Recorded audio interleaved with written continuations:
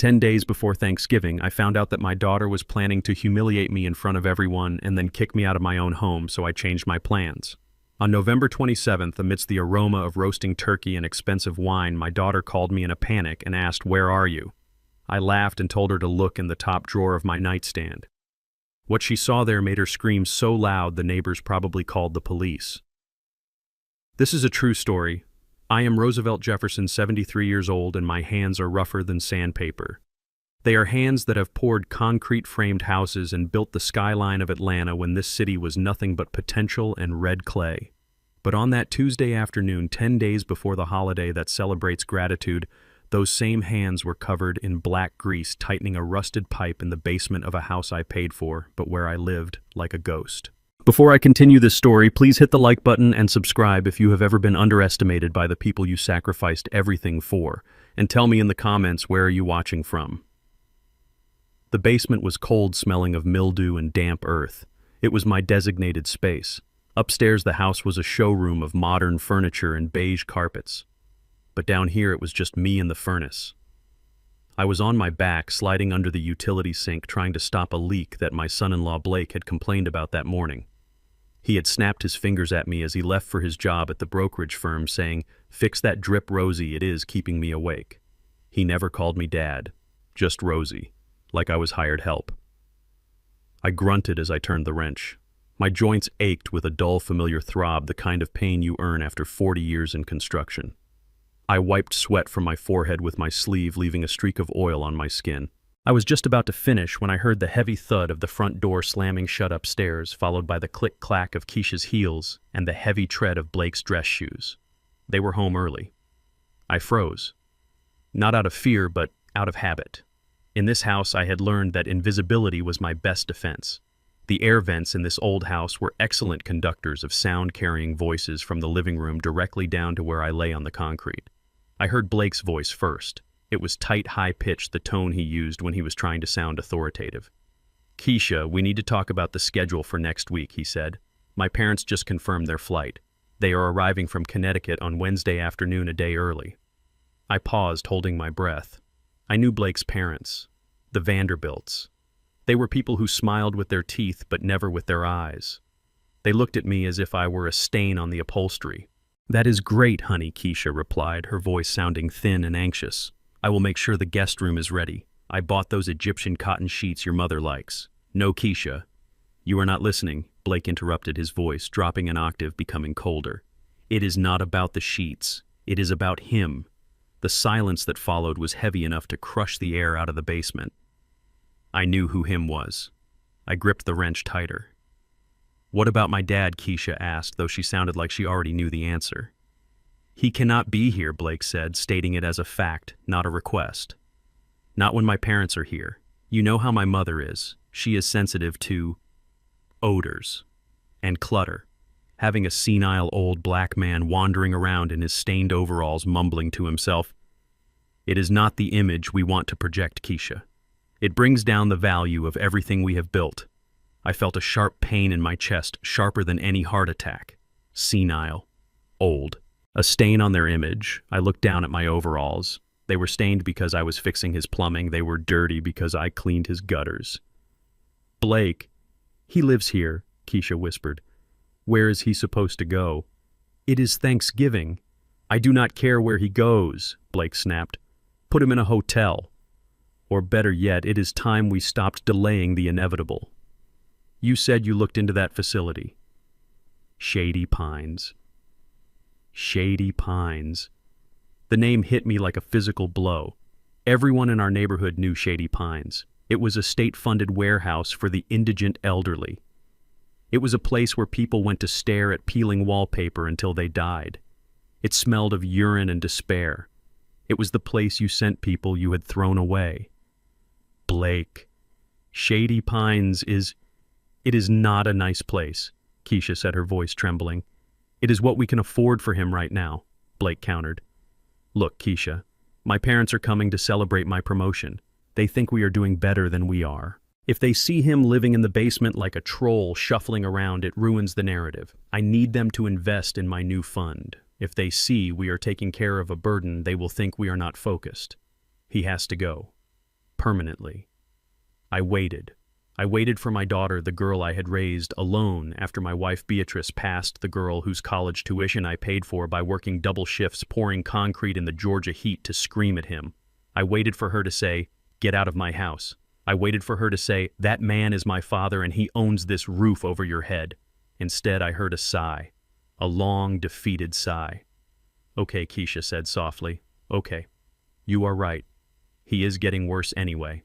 Yesterday he forgot to put the coaster under his coffee mug." I closed my eyes. I had not forgotten. Blake had moved the coaster to make me think I was slipping. "I will make the arrangements," Keisha continued. "I will tell him he has a doctor's appointment on Monday. We can drop him off at Shady Pines for an evaluation and just leave him there. We will tell him it is temporary until the doctors clear him. By the time he realizes Thanksgiving will be over." "Excellent, Blake," said the tension leaving his voice. "You are making the right choice, babe. This is for us, for our future. Now come on, let's go get dinner. I don't want to be here when he crawls out of the basement." Their footsteps faded as they walked toward the kitchen, discussing wine pairings for the turkey. I lay there on the cold concrete floor, the wrench still in my hand. A single tear, hot and angry, rolled down my cheek and mixed with the grease on my face. They were not just kicking me out for the holiday. They were discarding me. They were planning to trick me, drive me to a hellhole, and abandon me there so they could impress some guests with a lie. I thought about the house. I bought this land 30 years ago. I framed the walls. I laid the hardwood floors they were walking on. I put the deed in my name, but I let them live here rent-free for 5 years because Blake said he needed to save capital. I had cooked their meals, fixed their cars, and made myself small so they could feel big. And this was my repayment. Shady Pines. I sat up slowly. My bones creaked, but my mind was suddenly clearer than it had been in years. The sadness began to evaporate, replaced by a cold, hard resolve. It was the same feeling I used to get before demolishing a condemned building. You check the structure, you plant the charges, and you bring it down fast. I reached into the pocket of my overalls and pulled out my phone. It was an old model, cracked screen, but the voice recorder worked perfectly. I had pressed record the moment I heard Blake's voice drop. I stopped the recording and saved the file. File name, Thanksgiving Plan. I stood up and walked to the cracked mirror hanging over the utility sink. I looked at the man reflected there. Gray hair, tired eyes, grease-stained cheeks. They saw a helpless old man. They saw a burden. They saw a resource that had been fully tapped out. They forgot that before I was a retiree, I was a foreman.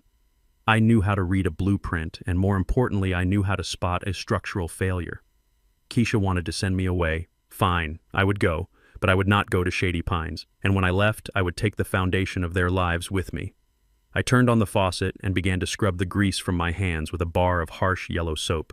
I scrubbed until my skin was raw and red. I was washing away the dirt, but I was also washing away the last remnants of my mercy.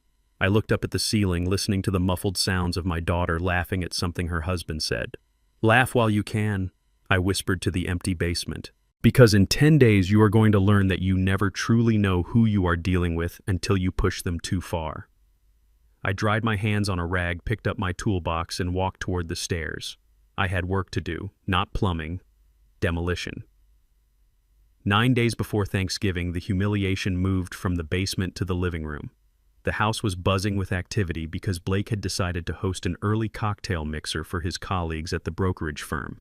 He called it a networking event, but I knew what it really was. It was a desperate attempt to project wealth he did not have to people who did not care. At 4 in the afternoon, while I was in the kitchen trying to make myself a sandwich, Blake walked in holding a bundle of white fabric. He threw it at my chest. It was a white service jacket, the kind waiters wear at old country clubs. It smelled of mothballs and dust.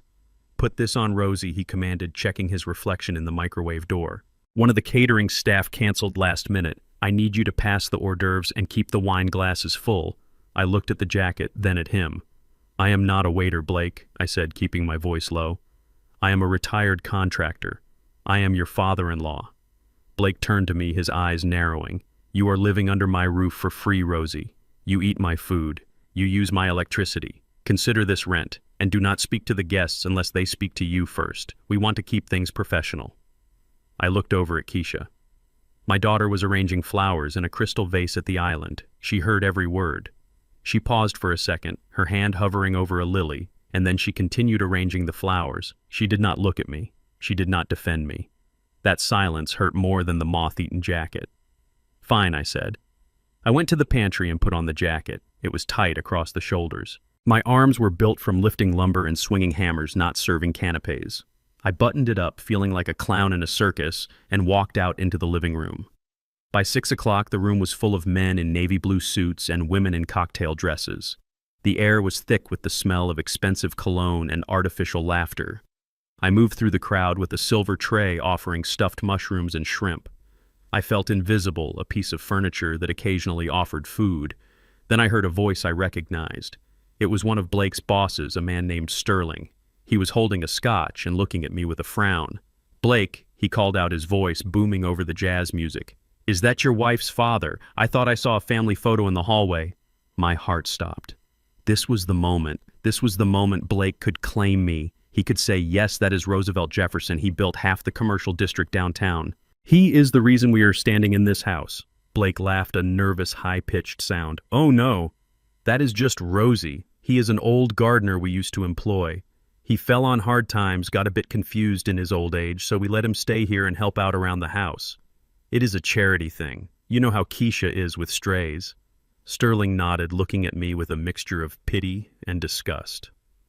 "That is very noble of you, Blake. Very noble."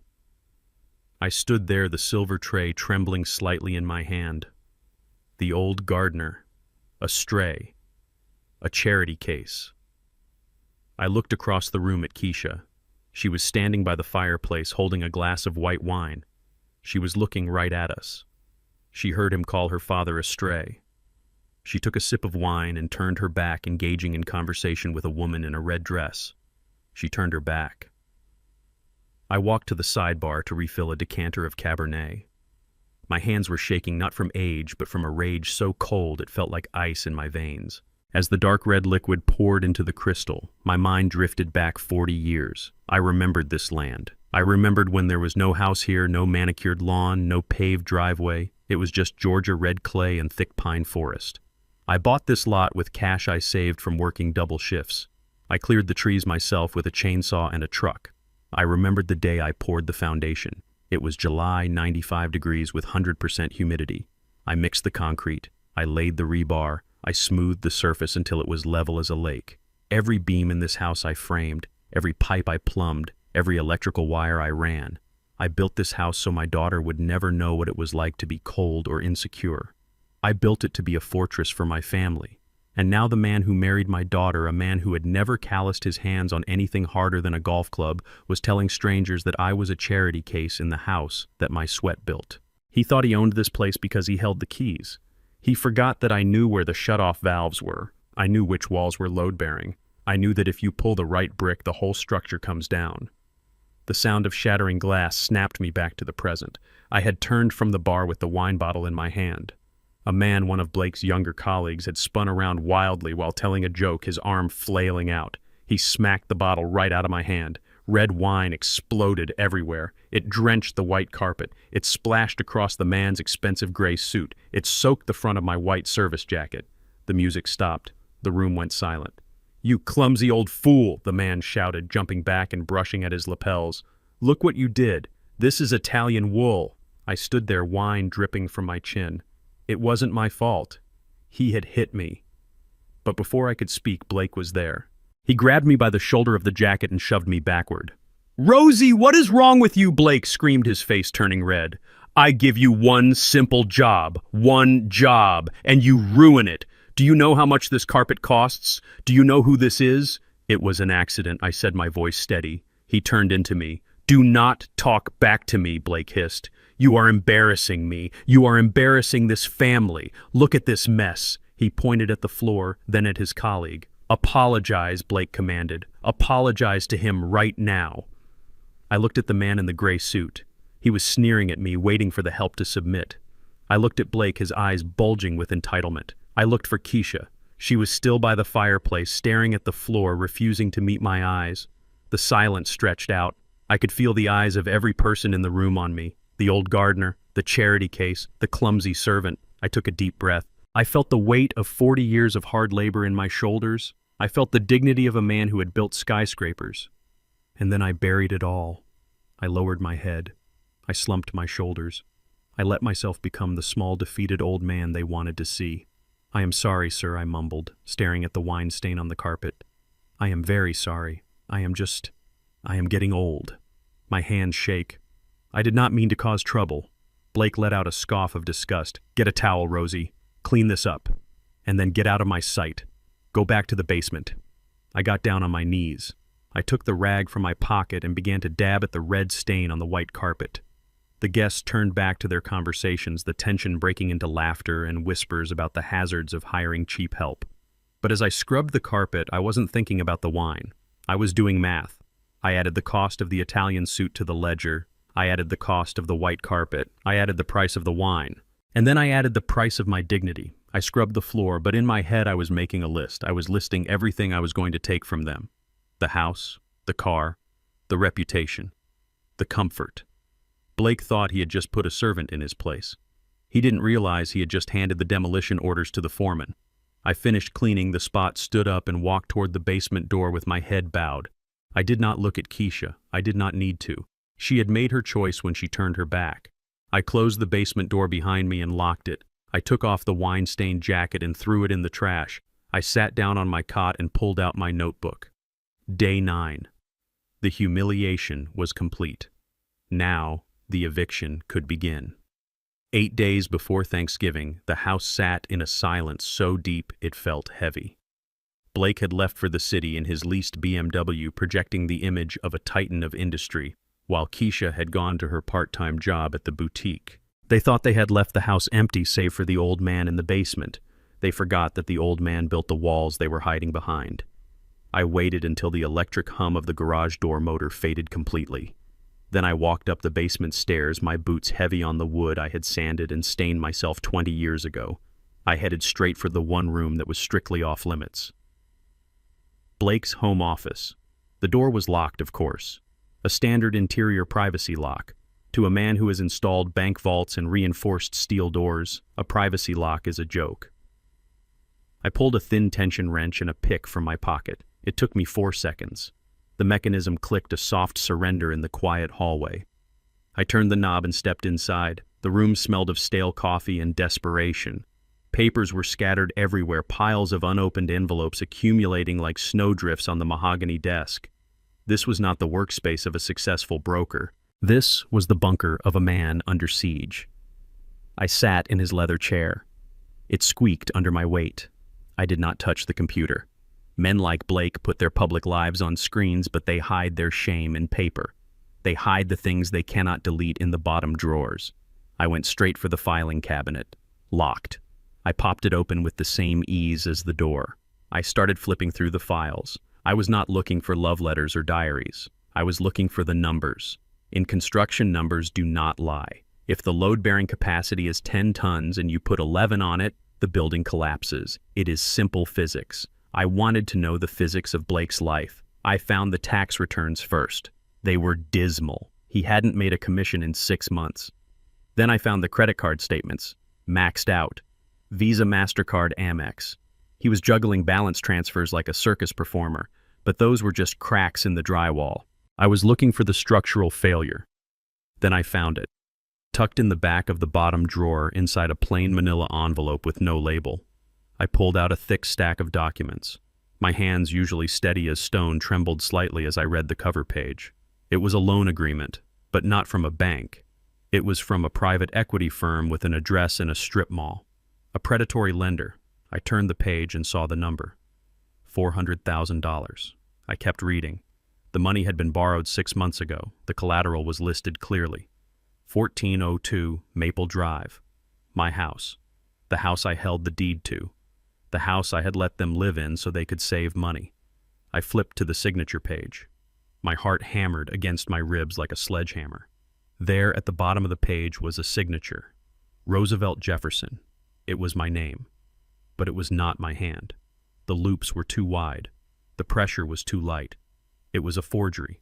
A clumsy, desperate forgery made by a man who thought I was too old and too stupid to ever check the registry of deeds. I looked at the date.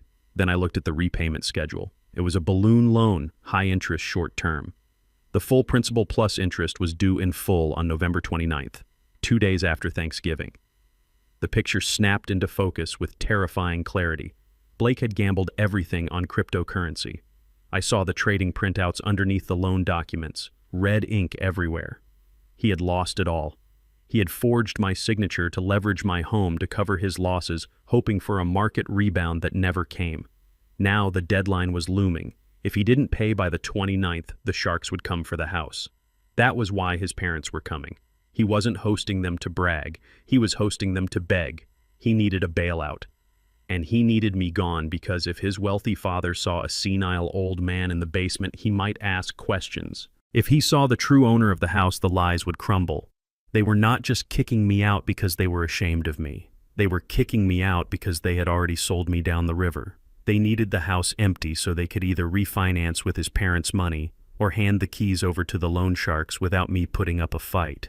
I stared at the forged signature. It was a crime, a felony, identity theft, mortgage fraud. I took out my phone and snapped clear, high-resolution photos of every page, the loan amount, the address, the forgery, the crypto losses. I documented the ruin of Blake's life page by page. Suddenly, the rumble of the garage door opening vibrated through the floorboards. Keisha. She was home hours early. I felt a surge of adrenaline. I had seconds. I couldn't be found sitting at his desk holding the evidence of his crime. If they knew I knew, they might do something drastic.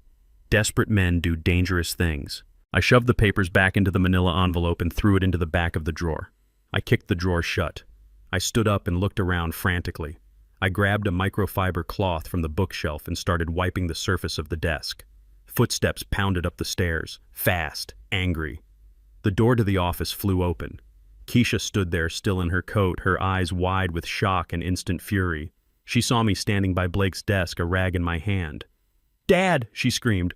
"What are you doing in here?" I hunched my shoulders. I let my mouth hang open slightly. I put on the mask of the confused old man. I was looking for the newspaper, Keisha, I stammered, wiping the corner of the desk with the cloth. And it was dusty in here. I thought I would clean up for Blake. He likes things clean. Keisha marched across the room and snatched the cloth from my hand. "You are not supposed to be in here," she hissed. "Blake has told you 1,000 times. This is his private office. You are not to touch his things. You are prying. You are a nosy, senile old man." She pushed me toward the door. Her hands were rough. This was the girl I used to carry on my shoulders to parades. This was the girl whose scraped knees I bandaged. Now she was shoving me out of a room to protect the husband who was bankrupting us both. "I am sorry, baby," I muttered, shuffling my feet. "I just wanted to help. I forgot." "You always forget," she snapped. "You forget everything. Get downstairs. Stay in the basement until dinner. I cannot deal with you right now. I have a headache." I walked to the door, keeping my head down. I let her see a broken, confused father. I let her see a man who was losing his grip on reality. But as I turned the corner to the stairs, my eyes were dry and clear. I felt the weight of the phone in my pocket hot against my leg. I had the photos. I had the proof. She called me a nosy old man. She was right. I was nosy. And I had just found the bomb that was going to blow their world apart. I walked down the basement stairs, descending back into the dark. But the darkness didn't bother me anymore. I sat on my cot and looked at the photos on my phone screen.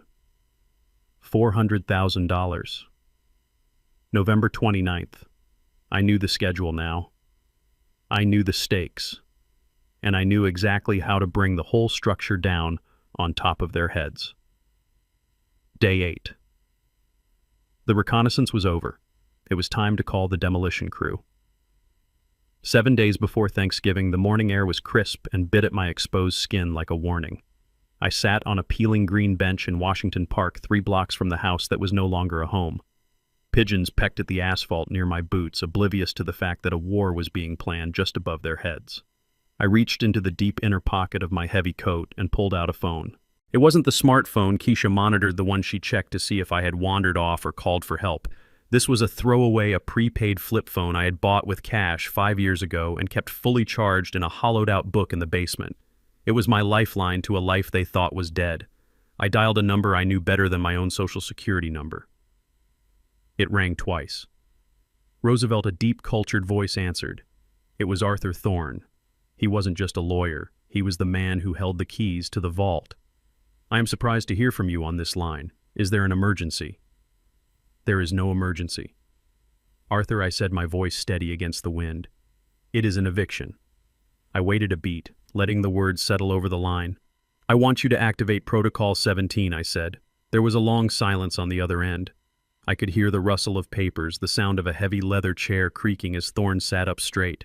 Protocol 17. Thorne repeated, his voice dropping to a whisper. Rosie, are you sure? That is the nuclear option. We drafted that 10 years ago as a contingency for absolute catastrophe. The catastrophe has arrived, I replied. I want you to sell the house at 1402 Maple Drive. But Roosevelt, that is your residence. That is where Keisha lives. Not for long, I said. I want you to sell it immediately, and I want you to sell it to the Falcon Development Group. Thorne gasped. Falcon. Rosie, you know what they do. They are commercial sharks. They have been trying to buy that block for a decade to build a strip mall. If you sell to them, they will not preserve the structure. They will flatten it. That is exactly what I want, I said, staring at a squirrel running up an oak tree. I want a specific clause in the sale contract. Immediate possession, immediate demolition. I want the bulldozers on the lawn the moment the ink is dry. I want the contract signed, sealed, and executed by noon on Thanksgiving Day. Thorne paused. I could almost hear his legal mind racing, looking for a way to talk me down. Rosie, listen to me, he said gently. I know things have been strained with Keisha and that husband of hers. But this is cruel. If you do this, you are putting your own daughter on the street. You are destroying an asset worth $500,000 just to make a point. Can we not just evict them legally? It takes 90 days, but it is cleaner. I do not have 90 days, I snapped. Blake forged my signature on a predatory loan. He owes $400,000 to sharks and the house is the collateral. The deadline is November 29th. If I do not sell it and destroy it before then, the sharks take it anyway and I lose the equity. This way I cash out and Blake is left holding a bag of debt with no asset to back it up. Thorne let out a low whistle. Forgery. That boy has a death wish. He has a death wish, I agreed, and he tried to drag me into the grave with him. They are planning to commit me, Arthur. They want to put me in Shady Pines. They think I am a senile old fool who is in the way. The line went silent again, but this time it was a cold, angry silence. Thorne knew Shady Pines. He knew what that meant. Okay, Thorne said, his voice hard as granite. I understand. Protocol 17 is active. I will draw up the papers today. Falcon Group will jump at this. They will pay cash. They will pay a premium for the speed. Good, I said. And Arthur, make sure the demolition crew is booked for noon on Thursday. I want the turkey to be warm on the table when the walls come down. I will handle it, Thorne said. But Rosie, are you sure about Falcon? You know who sits on that board. I smiled, a thin, humorless expression that no one in the park could see. I know exactly who sits on that board, Arthur, I said. I do. I hung up the phone and snapped it shut. I sat there for a moment, letting the cold air fill my lungs. Arthur Thorne was a good man, but he sometimes forgot the details. He forgot why the Falcon Development Group was called Falcon. He forgot that 30 years ago, when Atlanta was booming and black contractors were being shut out of the big downtown bids, a group of us met in a back room of a barbecue joint on Sweet Auburn Avenue. We pooled our money. We pooled our resources. We created a holding company that didn't have a face, just a name. Falcon. I wasn't just selling my house to a developer. I was selling my house to myself. I owned 15% of Falcon Development Group. My name wasn't on the website. My face wasn't in the annual reports. I was a silent partner, a ghost in the machine. For 30 years, I had used my dividends to reinvest to build a portfolio that would ensure my family never went hungry.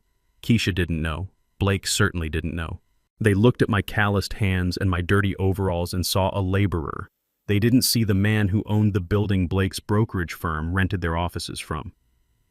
They didn't see the man who sat on the board that approved the construction of the very mall Keisha liked to shop at. I had kept it secret to protect them.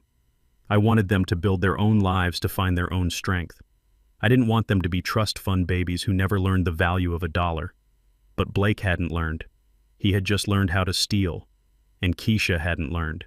She had just learned how to betray. I stood up from the bench. My knees popped, but I felt stronger than I had in years. The secret I had carried was no longer a burden. It was a weapon. I was going to sell my house to my own company.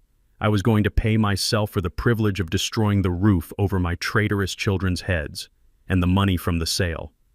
I would put it right back into the Falcon Fund. It was the perfect circle, the perfect justice. I checked my watch. I had been gone 20 minutes. Keisha would be waking up soon. She would check the basement to make sure the old man was still there, still confused, still helpless. I walked back toward the house, slipping the burner phone back into its hiding place inside my coat. I practiced my shuffle. I let my shoulders slump. I relaxed my face into a mask of benign confusion. Let them think they are in control for a few more days, I thought. Let them plan their dinner. Let them invite their guests. Because when the clock strikes 12 on Thanksgiving Day, they are going to find out that the man they tried to bury is the man who owns the shovel. I turned the corner onto Maple Drive. The house looked peaceful in the morning light. It looked solid. It looked permanent. It was a lie. It was already dust. It just didn't know it yet. 6 days before Thanksgiving, the psychological warfare began in the kitchen. I woke up to the smell of bacon and fresh coffee scents that usually signal a warm family morning. But in this house, they were the opening shots of a coordinated attack on my sanity. I walked into the kitchen wearing my flannel pajamas, shuffling my feet just enough to maintain the illusion of frailty. Blake was leaning against the granite island, holding his smartphone with the camera lens pointed directly at me. Keisha was at the stove, her back rigid. "Good morning, Rosie Blake," said his voice dripping with a fake, loud cheerfulness usually reserved for toddlers or the hard of hearing. "Did you sleep well? Do you know what day it is?" I ignored his tone and went to the cabinet where I kept my blood pressure medication. I reached for the orange bottle that had sat on the second shelf for 5 years.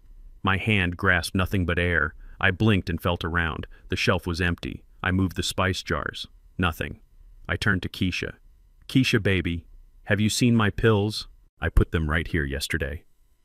Keisha turned around, wiping her hands on a dish towel. She refused to meet my eyes. "Dad, we talked about this," she said, her voice tight. "You finished that bottle 3 days ago. You threw it out. Do you not remember?" I stared at her. I had refilled that prescription on Monday. The bottle was full. This was gaslighting, pure and simple. They were trying to make me doubt my own mind, or worse, create a record of my incompetence. "I did not finish them," I said, keeping my voice calm. "I just got them." Blake stepped closer, the phone camera tracking my every movement. "See, this is what we are dealing with," Blake narrated to the invisible audience on his phone. "He forgets his medication. He gets confused about dates. It is getting dangerous for him to be alone." I felt a spike of anger, but I pushed it down. If they wanted a show, I would give them a performance worthy of an Academy Award. I started opening other cabinets, moving with exaggerated franticness. "They have to be here," I muttered, making my hands tremble. "I need them. My heart. Where did you put them?" I knocked a box of cereal off the counter. It hit the floor with a loud crash. "Dad, stop it!" Keisha yelled, but she didn't move to help me. Blake zoomed in on the spilled cereal. "Aggressive behavior," Blake whispered to the camera. "Disoriented, destructive." I stopped searching and leaned against the counter, panting. I needed coffee. I needed to clear my head. I reached for the sugar bowl next to the coffee maker. I took 2 large spoonfuls and stirred them into my mug. I took a big gulp. Salt. It was pure, concentrated salt. I spit the coffee back into the mug, coughing and sputtering. The taste burned my throat. "What is wrong with you?" Blake asked, suppressing a smirk. "You put salt in the sugar bowl," I rasped. Keisha shook her head, looking at me with pity that felt like a slap. "Dad, that is the salt cellar. The sugar is in the blue jar. It has always been in the blue jar. You are getting mixed up again." I looked at the white ceramic bowl. It said sugar right on the side. They had switched the contents. They were trying to break me. They wanted me to lash out. They wanted me to scream that they were liars so they could record me looking paranoid and unhinged. I looked at Blake. He was grinning behind his phone. He thought he had me. He thought he was documenting the decline of a senile old man. He didn't know about the button on my pajama top. It looked like a standard plastic button, slightly mismatched with the others, but inside was a high-definition camera lens with a microphone. I had bought it from a private investigator friend 3 years ago, just in case I ever had trouble on a job site. I had sewn it on last night in the dark. While Blake was recording me, I was recording him. I decided to give them exactly what they wanted. I let my shoulders slump. I let my face crumble into an expression of utter defeat. "I am sorry," I whispered, looking at the floor. "I am so confused. I do not know what is happening to me. Maybe you are right. Maybe I am not safe here." Blake lowered his phone, his eyes lighting up with victory. "We are just worried about you, Rosie," he said, his voice smooth as oil. "We think you need professional help. We found a place where they can watch you 24 hours a day. It is for your own good." I nodded slowly. "Shady Pines," I mumbled. "It is a nice place," Keisha lied. I shuffled toward the basement door. "I need to lie down," I said. "My head hurts." "Go ahead," Blake said. "Rest up. We have a big day tomorrow." I walked down the stairs, gripping the railing like an invalid. I heard them high-fiving in the kitchen. "Did you get it?" Keisha asked. "I got everything," Blake bragged. The spilled cereal, the spitting, the confusion, the admission that he isn't safe.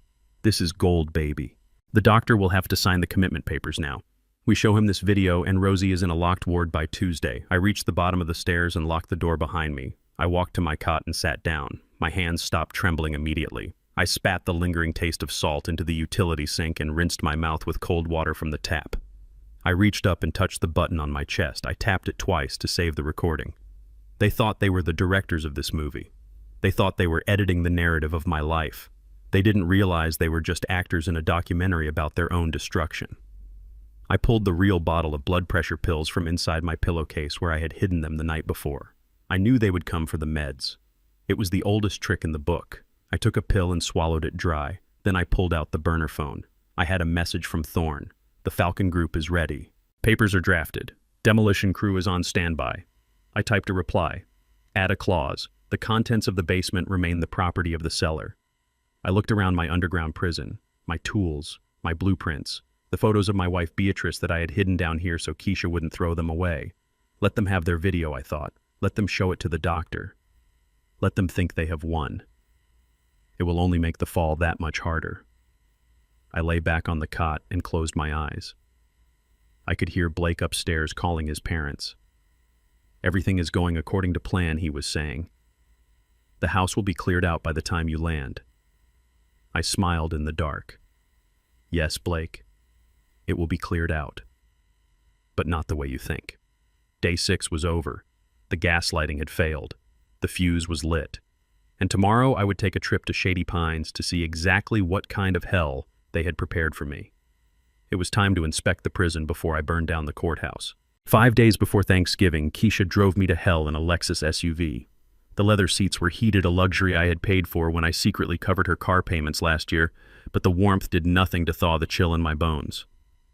We were headed to the edge of town past the strip malls and the new developments to a part of the city that city planners forgot. We were going to Shady Pines. Keisha called it a tour. She said we were just going to look at options. But I saw the suitcase in the trunk when she opened it earlier. I saw the way she kept checking her watch, anxious to get the package delivered.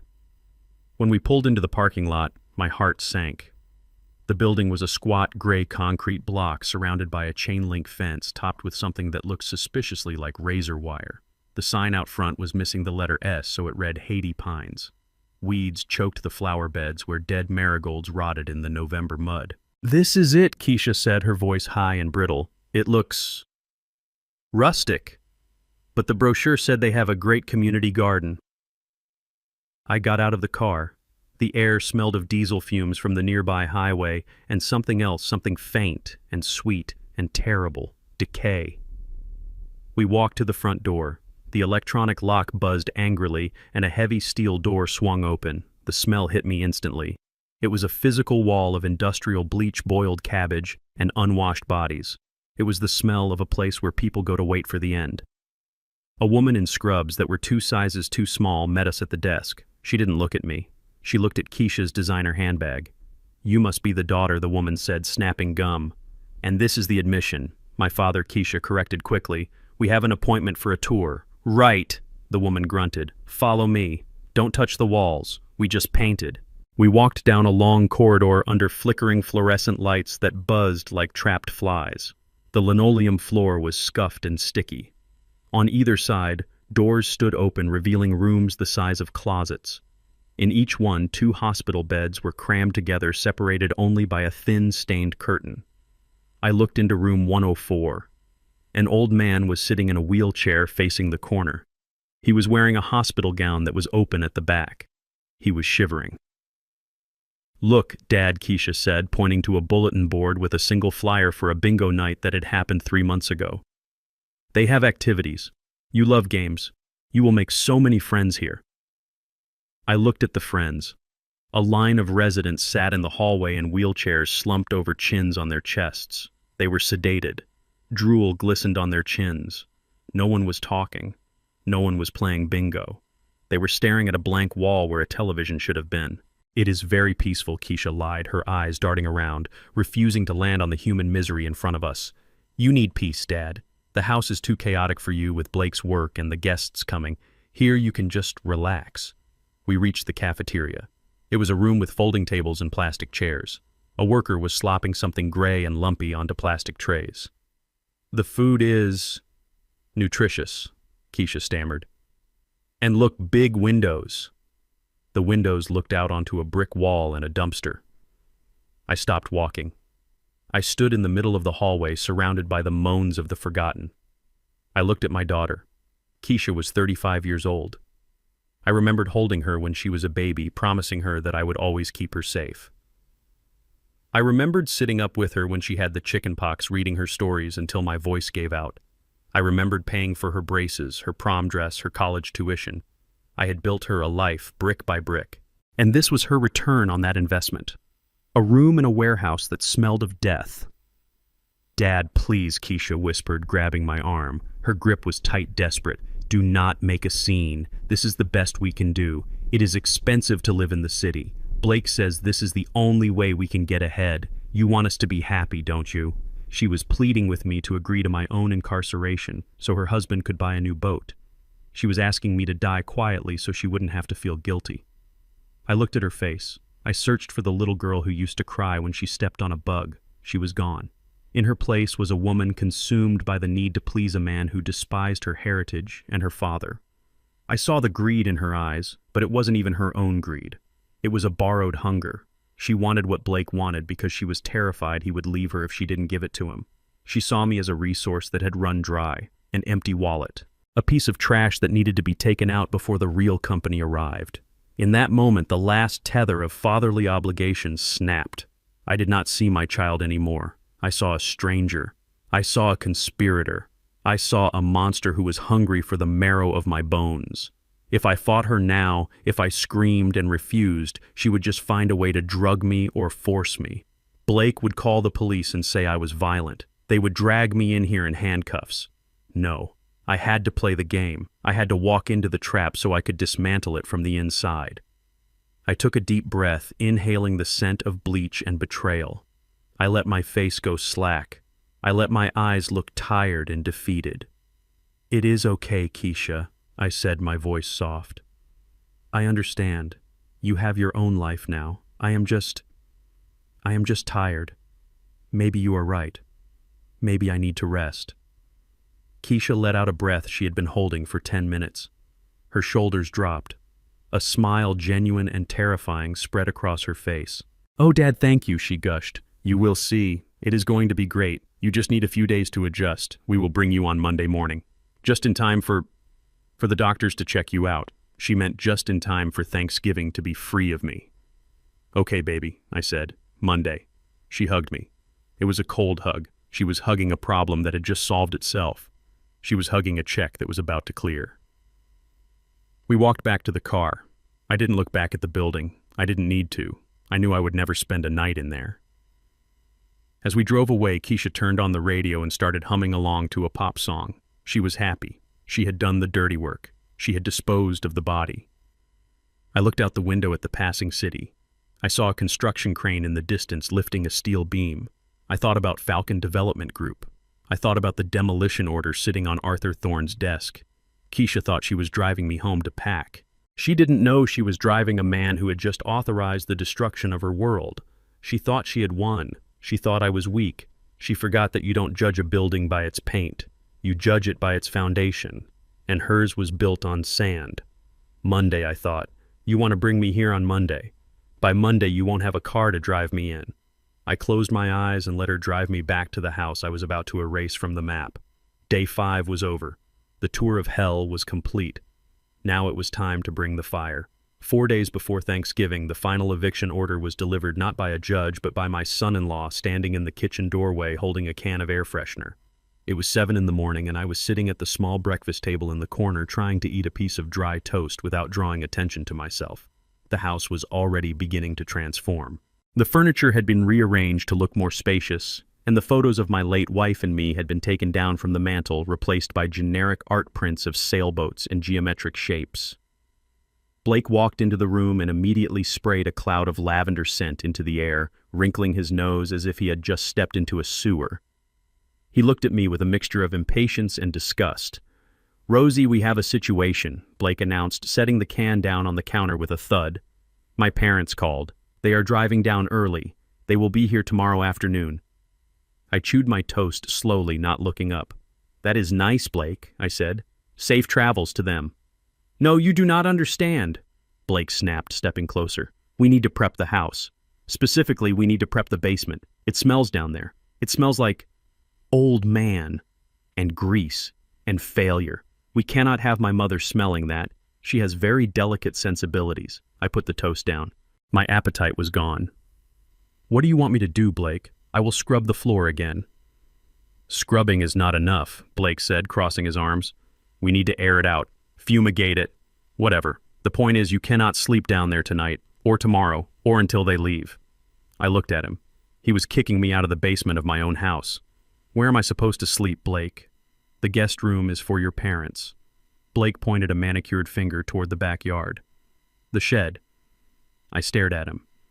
The shed was a 12 by 12 wooden structure I had built 15 years ago to store the riding lawnmower and the gardening tools. It was uninsulated. It had a single window that didn't close all the way. It had electricity, but only a single bulb dangling from a wire. It was November in Atlanta. The nights were dipping into the 30s. The shed. I repeated, my voice flat. "It is freezing out there, Blake. There is no heat." "It is just for a few nights," Rosie, Blake said dismissively. "Grab a couple of extra blankets. You are tough, right? You used to work construction. You have slept in worse places. Besides, it is better for everyone. You will be out of the way. You won't have to worry about spilling drinks on my guests or saying something stupid. It is a win-win." Keisha walked in, then holding a cup of coffee. She stopped when she saw the tension in the room. "He wants me to sleep in the tool shed, Keisha," I said, looking directly at my daughter, like a dog. Keisha looked at Blake, then at me. She bit her lip. She knew it was wrong. I could see the flicker of guilt in her eyes, the last remnant of the girl I raised. But then she looked at the new curtains, the expensive appliances, the life she was terrified of losing. The guilt flickered out. "Daddy, it is. It is really cluttered in the basement," Keisha said, her voice weak. "And Blake's mom is really allergic to dust. Maybe it would be better, just for a couple of nights. We can run an extension cord out there for a space heater. It will be like camping. Remember when we used to go camping?" Camping. She was comparing sleeping next to a gas can and a lawnmower to our family trips to the Blue Ridge Mountains. "Fine," I said. I stood up, pushing the chair back.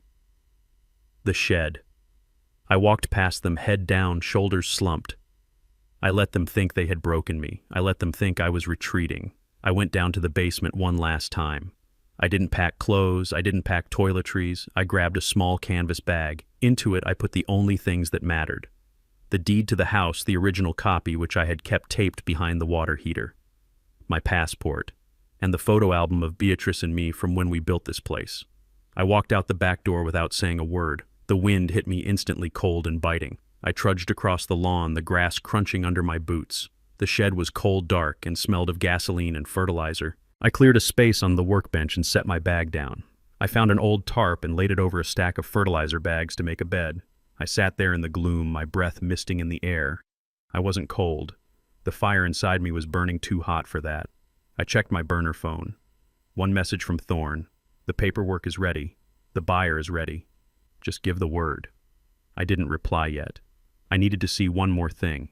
I needed to see how far they would go. Night fell early. The temperature dropped. I wrapped myself in the tarp, sitting on a bucket near the shed window. I had a direct view of the back of the house. The kitchen lights were blazing. I could see Keisha and Blake moving around, laughing, drinking wine. They looked happy. They looked relieved. The problem was gone. The stain had been removed. Around 10 o'clock, the back door opened. A beam of yellow light cut across the dark yard. Blake stepped out. He was struggling with something heavy. He was dragging it across the floorboards of the deck. I squinted through the dirty glass of the shed window. It was a chair. My heart hammered against my ribs. It wasn't just any chair. It was the burgundy leather wingback armchair that Beatrice had bought me for our 30th anniversary. It was the chair I sat in every evening to read the paper. It was the chair where I had held Keisha when she had her heart broken for the first time. It was the chair where I sat the night Beatrice died, holding her hand until the ambulance came. That chair was molded to my body. It smelled of my pipe tobacco and Beatrice's perfume. It was the throne of this house. Blake dragged it to the edge of the deck. He didn't lift it. He didn't carry it with respect. He shoved it. The chair tumbled down the 3 wooden steps, bouncing violently. One of the legs snapped with a sound that echoed like a gunshot in the quiet night. It landed upside down in the mud near the garbage cans. "Get that piece of junk out of here," I heard Blake yell back into the house. "I am not having my parents see that rotting leather monstrosity. It smells like a nursing home." Keisha appeared in the doorway. She held a trash bag. She walked down the steps, stepped over the broken chair without even looking at it, and tossed the bag into the bin. She turned around and went back inside. Blake kicked the chair once, hard, as if to make sure it was dead. Then he followed her in and slammed the door. The lock clicked. I sat in the shed, watching my chair lying broken in the mud. It looked like a corpse. Something inside me snapped. It wasn't a loud snap. It was the quiet final sound of a structural beam giving way under too much weight. I had built that house for them. I had given them my savings. I had given them my dignity. I had even given them my silence. But that chair was Beatrice. They had thrown my wife into the mud. I reached into my pocket and pulled out the burner phone. My hands were steady. My eyes were dry. I didn't feel the cold anymore. I didn't feel the hunger. I only felt the absolute clarity of a man who has nothing left to lose because it has all been taken from him. I dialed Thorne's number. It went to voicemail. "Execute the contract," I said into the phone. "Noon on Thursday. Tell the demolition crew to bring the big excavators. I want the foundation dug up. I want the earth salted." I hung up. I looked at the house one last time. It glowed warmly in the night, a beacon of comfort and family. "Enjoy it, Blake," I whispered to the cold air. "Enjoy the warmth. Enjoy the wine. Enjoy the illusion that you are the king of the castle. Because you just threw away the only man who could have saved you from the wolves. And now the wolves are coming. And they are driving bulldozers." I lay back on the fertilizer bags and closed my eyes. For the first time in 10 days, I slept peacefully. I had no more decisions to make. The plunger had been pushed. Now I just had to wait for the explosion. 3 days before Thanksgiving, the reality of Blake's financial ruin came knocking at the front door. Literally. It was 8 in the morning, and the banging on the oak panels was loud enough to shake the dust off the chandeliers. It was not the rhythmic knock of a delivery driver or the polite tap of a neighbor. It was the heavy, insistent pounding of a man who intended to break the door down if it was not opened. I was in the shed heating a can of beans on a hot plate I had found under a pile of rags. I heard the noise and walked to the dirty window. A black SUV with tinted windows was idling in the driveway blocking Keisha's car. A man was standing on the porch. He was huge, wearing a leather jacket that strained against his shoulders, and his shaved head glistened with rain. I knew exactly what he was. In my 40 years of construction working in parts of Atlanta that tourists do not visit, I had met men like him. He was a collector, a muscle, the kind of man who collected debts with a tire iron. Inside the house, panic had erupted. I saw the kitchen blinds twitch. I saw Blake running through the hallway, hunched over, looking like a rat scurrying for a hole. He was wearing his silk pajamas, and his face was pale with terror. Keisha ran to the back door and threw it open. She did not step out into the cold. She just hissed at me across the yard. "Dad, get in here, right now." I turned off the hot plate and walked slowly to the house. When I entered the kitchen, Blake was crouching behind the granite island, shaking. He looked at me with wild eyes. "Rosie, you have to answer the door," Blake whispered, his voice cracking.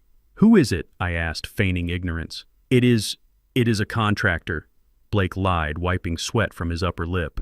"We had a disagreement about a bill. He is unreasonable. If he sees me, he is going to make a scene. I cannot deal with this right now. My parents are coming tomorrow. I cannot have a bruised face. You want me to answer the door? I asked. Yes, Keisha interjected, grabbing my arm and pushing me toward the hallway. Just tell him Blake isn't here. Tell him he moved. Tell him anything. Just make him go away. You are old. He won't hurt an old man. The cowardice was breathtaking.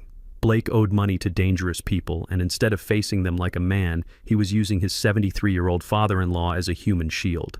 He was hiding behind the granite counter I paid for in the pajamas I probably paid for, asking me to take a beating for him. Fine, I said. I walked down the hallway. The banging continued louder now. The wood was starting to splinter around the frame. I unlocked the deadbolt and swung the door open. The man on the porch stopped mid-swing. He looked down at me. He was at least 6'4" with a scar running through his left eyebrow and hands the size of shovels. He smelled of tobacco and violence. "Where is Blake?" he growled. His voice sounded like gravel grinding in a mixer. "Blake is not available," I said calmly, leaning against the door frame.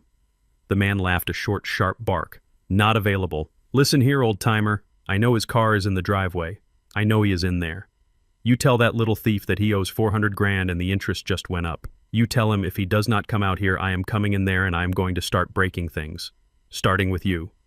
He stepped forward, invading my personal space. He grabbed the lapel of my flannel shirt and yanked me toward him. He lifted me onto my toes. His fist drew back. I did not flinch. I did not blink. I looked him dead in the eye. I saw the tattoo on his neck. A small, stylized spiderweb with a crown in the center. I knew that symbol. And more importantly, I knew the history of the building where that symbol was born. "Wait," I said. My voice was not loud, but it had the steel timbre of a foreman giving an order on a dangerous site. The man paused, his fist hovering inches from my face. "Before you throw that punch, son," I said, keeping my eyes locked on his, "I want you to deliver a message for me." The man frowned, confused by my lack of fear. "A message? You think you are in a position to send messages, old man? I want you to go back to your boss," I said, lowering my voice to a whisper that only he could hear. "I want you to tell Solomon Cobb that Roosevelt Jefferson says hello." The man froze. His eyes widened slightly. The name Solomon Cobb was not a name you spoke lightly in this city. He was a myth, a ghost, the man who ran the numbers, the unions, and the streets for 30 years. "You do not know Solomon Cobb," the man sneered, though his grip on my shirt loosened slightly. "I poured the foundation for his first club on Peachtree Street in 1982, I whispered. "I built the safe room in his grandmother's house in Vine City because he did not trust anyone else to do it. I fixed the roof of the church where his daughter got married. Ask him who Rosie is. Ask him about the concrete job at the Blue Flame." The color drained from the man's face. He looked at me, really looked at me, searching for the truth in my weathered face. He saw the calluses. He saw the eyes of a man who had seen things. He let go of my shirt. He stepped back, smoothing the fabric he had just wrinkled. His aggression evaporated, replaced by a sudden awkward respect. He looked like a schoolboy who had just realized he was yelling at the principal. "Mr. Jefferson," he stammered. I did not know. The paperwork just said Blake Anderson. Nobody said anything about family." "It is okay, son," I said, adjusting my collar. "You are just doing your job. But you tell Solomon that Blake is my problem, and I will handle him. Tell him the debt will be settled on Thursday." "Thursday," the man repeated, nodding vigorously. "Yes, sir. Thursday. I will tell him. I apologize for the disturbance, sir. Maximum respect." He backed away down the porch steps, keeping his head lowered. He got into the black SUV and drove away slowly without squealing the tires. I closed the door and locked it. I stood there for a moment, listening to the silence. I had not spoken Solomon Cobb's name in 20 years. I walked back to the kitchen. Blake was slowly rising from behind the island, peeking over the top like a prairie dog. Keisha was clutching her chest, looking pale. "Is he gone?" Blake whispered. "He is gone," I said, walking past them to get a glass of water. "What happened?" Keisha asked, her voice trembling. "We heard shouting." "Did he hurt you?" He realized he had the wrong house. I lied. I told him nobody named Blake lived here anymore. He was confused. He left. Blake let out a long, shaky breath and slumped against the counter. He laughed a hysterical, breathless sound. "Oh my God," Blake gasped. "The idiot believed you. He actually believed you." He looked at me, his arrogance rushing back in like a tide now that the danger was gone. "You see? Keisha, Blake said, grinning. I told you he would be useful. Who would hurt a confused old man? It was the perfect disguise. Good job, Rosie. You actually did something right for once. You confused him with your senile act. Keisha nodded, wiping tears of relief from her eyes. Yeah. Good job, Dad. You really sold it. They looked at me with a mix of relief and renewed condescension. They thought I had bumbled my way out of a beating. They thought my frailty was their shield. They had no idea that the only reason they were not in the hospital right now was because I had called in a favor from a past they did not know existed. They did not know that I had just bought them 48 hours of safety not to save them, but to ensure they were present for their own execution on Thursday. Go back to the shed, Rosie Blake said, opening the fridge to grab a beer. We need to calm down and stay out of sight. If he comes back, we need him to think the house is empty.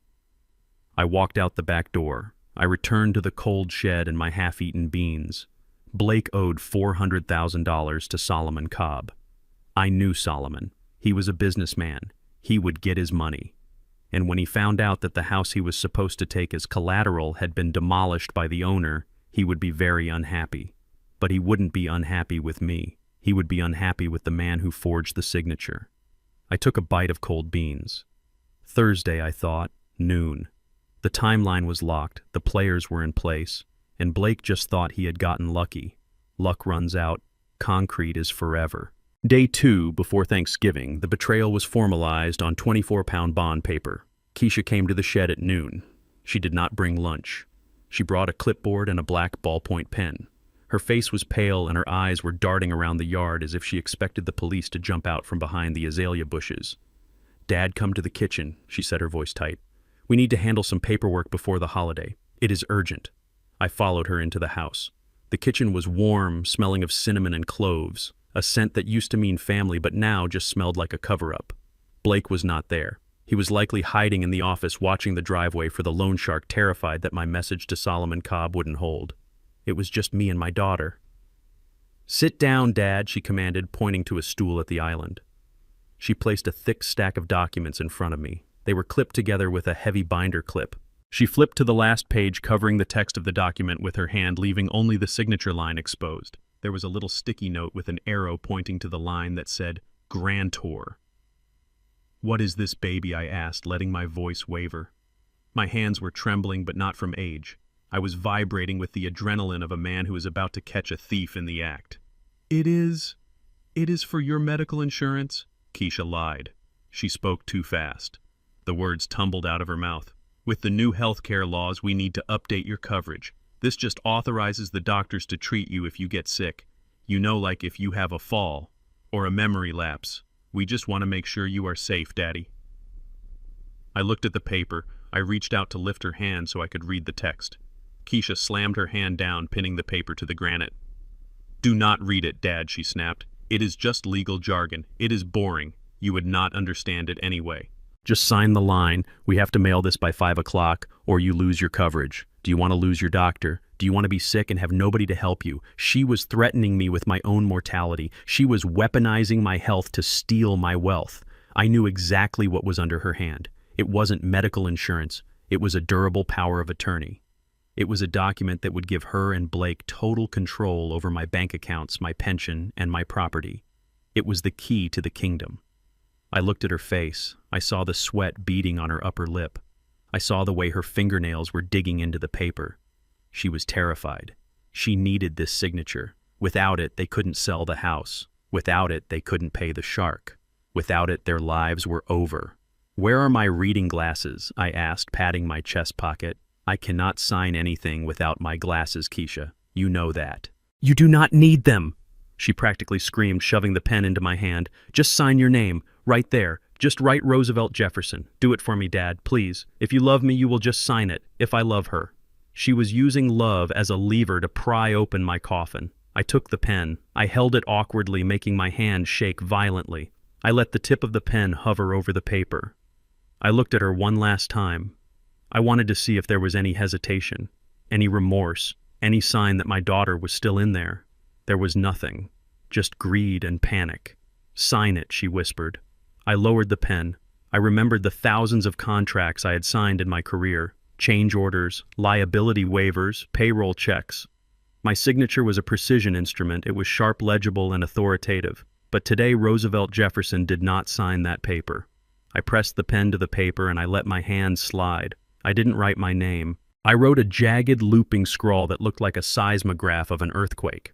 It was nonsense. It was a chaotic mess of ink that bore no resemblance to my legal signature. It looked like the mark of a man who had lost his mind. But more importantly, hidden within the jagged loops, if you looked very closely with a magnifying glass, the letters did not spell Roosevelt. They spelled, I know. I finished the scrawl and let the pen drop from my fingers. It rolled across the counter and hit the floor. There, I rasped. Is that good? Keisha snatched the paper away before the ink was even dry. She stared at the signature. For a second, I thought she would catch it. I thought she would see that it was garbage. But she didn't see the signature. She saw the salvation. She saw $400,000. She saw freedom. It is perfect, Dad. She breathed, her eyes lighting up with a manic joy. It is perfect. You did a good job. She gathered the papers and hugged them to her chest like a newborn baby. Now go back to the shed, she said, her voice suddenly cold and dismissive again. I have to mail this. And stay out of the way. The caterers are coming tomorrow morning. I stood up slowly. My knees cracked. I walked to the back door. Thank you for taking care of me, Keisha, I said, my back to her. Yeah, she muttered, already pulling out her phone to call Blake. Just go, Dad. I walked out into the cold afternoon. I heard her squeal with delight through the glass. I got it, Blake, I heard her shout. He signed it. We own him. We own everything. I walked back to the shed, the wind biting at my face. I sat down on my cot and pulled out the burner phone. They thought they had a power of attorney. What they actually had was a piece of paper with a scribble on it that no court in Georgia would uphold. It was legally worthless. It was trash. But it served its purpose. It gave them false confidence. It made them think they had won. It made them drop their guard. They thought they owned Roosevelt Jefferson. They didn't know that Roosevelt Jefferson had already sold the ground beneath their feet. I sent a text to Thorne. The bait is taken. Proceed with the demolition. Noon, Thursday. No mercy. I lay back on the fertilizer bags. Tomorrow was the day before Thanksgiving. The house would be full of flowers and food. Blake's parents would arrive, and I would be ready. I touched the pocket where I kept my grandfather's pocket watch. It was ticking loudly in the silence of the shed. Tick-tock, Keisha. Tick-tock. Your lease is up. One day before Thanksgiving, the transformation of my home into a stage set was complete. The driveway, which I had paved with my own sweat and concrete 30 years ago, was now clogged with commercial vans. A fleet of workers in matching black uniforms swarmed over the property like ants on a picnic. One van read Elite Catering and Events, while another was marked Prestige Floral Design. Blake was not taking any chances. He was spending money he did not have to impress parents who did not care. I watched it all from the dirty window of the tool shed. I was a prisoner in my own backyard. Blake had come out at dawn with a padlock. He didn't lock me in, but he made it very clear that the back door of the house was now off limits. He told me that the caterers needed the kitchen and the cleaners needed the hallways, and an old man in dirty clothes would ruin the aesthetic. He literally used the word aesthetic. Through the glass, I saw men carrying crates of wine that cost more than my monthly pension check. I saw women arranging elaborate centerpieces of autumn leaves and imported orchids. I saw my daughter Keisha running from room to room, her face tight with stress, directing the staff as if she were a general in a war for social status. She was terrified. She knew that if anything went wrong, if the turkey was dry or the silver was tarnished, Blake would punish her with his silence and his disappointment. They were erasing me. They had moved my recliner to the dump. They had hidden my photos. Now they were scrubbing my very essence from the floorboards. To them, I was already a ghost, a problem that had been solved by a signature on a fake legal document. They thought I was sitting in the shed defeated, waiting to be carted off to the nursing home on Monday. They did not look out the window. If they had, they might have seen that the old man was not crying. He was cleaning his boots. He was preparing his suit. He was checking the time. The sun began to dip lower, casting long shadows across the yard. The temperature dropped and the shed became an icebox. My stomach rumbled. I had not eaten since the beans yesterday. I was about to open a can of cold soup when the shed door creaked open. I stiffened my hand, moving to the tire iron I kept under the tarp. I expected Blake coming to deliver one last insult or perhaps to confiscate my burner phone. But it was not Blake. A small head poked around the doorframe. It was Trey, my 10-year-old grandson. He was the only innocent soul in this entire nest of vipers. He had his father's blue eyes, but he had my wife Beatrice's smile. "Pop, Pop," he whispered. "Are you in here?" I relaxed my grip on the iron. "Come in, Trey. Close the door. It is cold." He slipped inside and pushed the door shut. He was holding a napkin bundle. "I brought you a biscuit," he said, handing it to me. "Mom said you were not hungry. She said you were fasting for the doctor, but I heard your stomach growl when I was playing in the yard earlier." I took the biscuit. It was warm. Ham and cheese. It was the best thing I had ever seen. "Thank you, son," I said, my voice thick with emotion. "Your mother is mistaken. I am very hungry." I ate the biscuit in 2 bites. Trey watched me, his eyes wide and sad. "Why do you have to sleep out here, Pop Pop?" he asked. "My room is warm. You can sleep in my bunk." "Dad won't know." I reached out and brushed a crumb from his cheek. "I cannot, Trey. Your father has rules, and we have to follow them. For now." He kicked at the dirt floor. "I hate it. I hate that they treat you like this. When I grow up, I am going to buy a big house and you can live in the master bedroom." I smiled. It was the first genuine smile I had felt in 10 days. "Trey," I said, looking him deep in the eyes, "I need you to listen to me very carefully. You are a good boy. You have a good heart. Do not let this house change that. Do not let your father change that." I reached into the bottom of my left work boot. I pulled out a small velvet pouch. Inside was a single card. It was made of black titanium. It was heavy cool to the touch. It was an American Express Centurion card. The black card. Invitation only. Unlimited spending power. It was linked to the Falcon Development Group's primary trust, of which I was the sole beneficiary. I took Trey's small hand and pressed the card into his palm. "What is this?" he asked, looking at the black metal. "It looks like a credit card, but it is heavy." "It is a key," I said. "It is a key to a future where you never have to be like your father." I closed his fingers over it. "You hide this, Trey. You hide it in your best hiding spot. You do not show your mom. You definitely do not show your dad. If they find it, they will take it. Do you understand?" He nodded, sensing the gravity of the secret. "Keep it safe," I continued. "One day I will call you, or I will send for you. When I do, you bring this card. Until then, it is our secret. Can you keep a secret for Pop Pop?" "I promise," he whispered. "Good. Now go back inside. They will be looking for you. And Trey. Tomorrow, no matter what happens, no matter what noises you hear or what people say, you remember one thing. Pop Pop loves you, and Pop Pop did not leave you. I am just fixing the foundation." He hugged me tight. He smelled of soap and childhood innocence. I hugged him back, imprinting the feeling of him in my memory because I knew that after tomorrow I might not see him for a long time. "Go," I said gently. He slipped out the door and ran back toward the warmth of the house. I watched him go. He was the only thing I was leaving behind that had any value. I waited until the lights in the house began to go out one by one. The caterers left. The cleaning crew packed up their vans. Blake and Keisha went upstairs to the master bedroom, probably to dream about the money they thought they had secured with my signature. Silence fell over Maple Drive. I pulled out my burner phone. It was fully charged. I dialed Arthur Thorne. He answered on the first ring. He knew what night it was. Roosevelt Thorne said, "Are you safe?" "I am safe," I replied. "The question is the equipment ready?" "It is staged 3 miles out," Thorne confirmed. 3 Caterpillar excavators and a demolition crew of 12. They have the permits, they have the ownership documents, they have the disconnect orders for the utilities. "And the police?" I asked. "I spoke to the precinct captain personally," Thorne said. "He has seen the deed transfer. He knows Falcon Development Group is the legal owner of the property as of yesterday morning.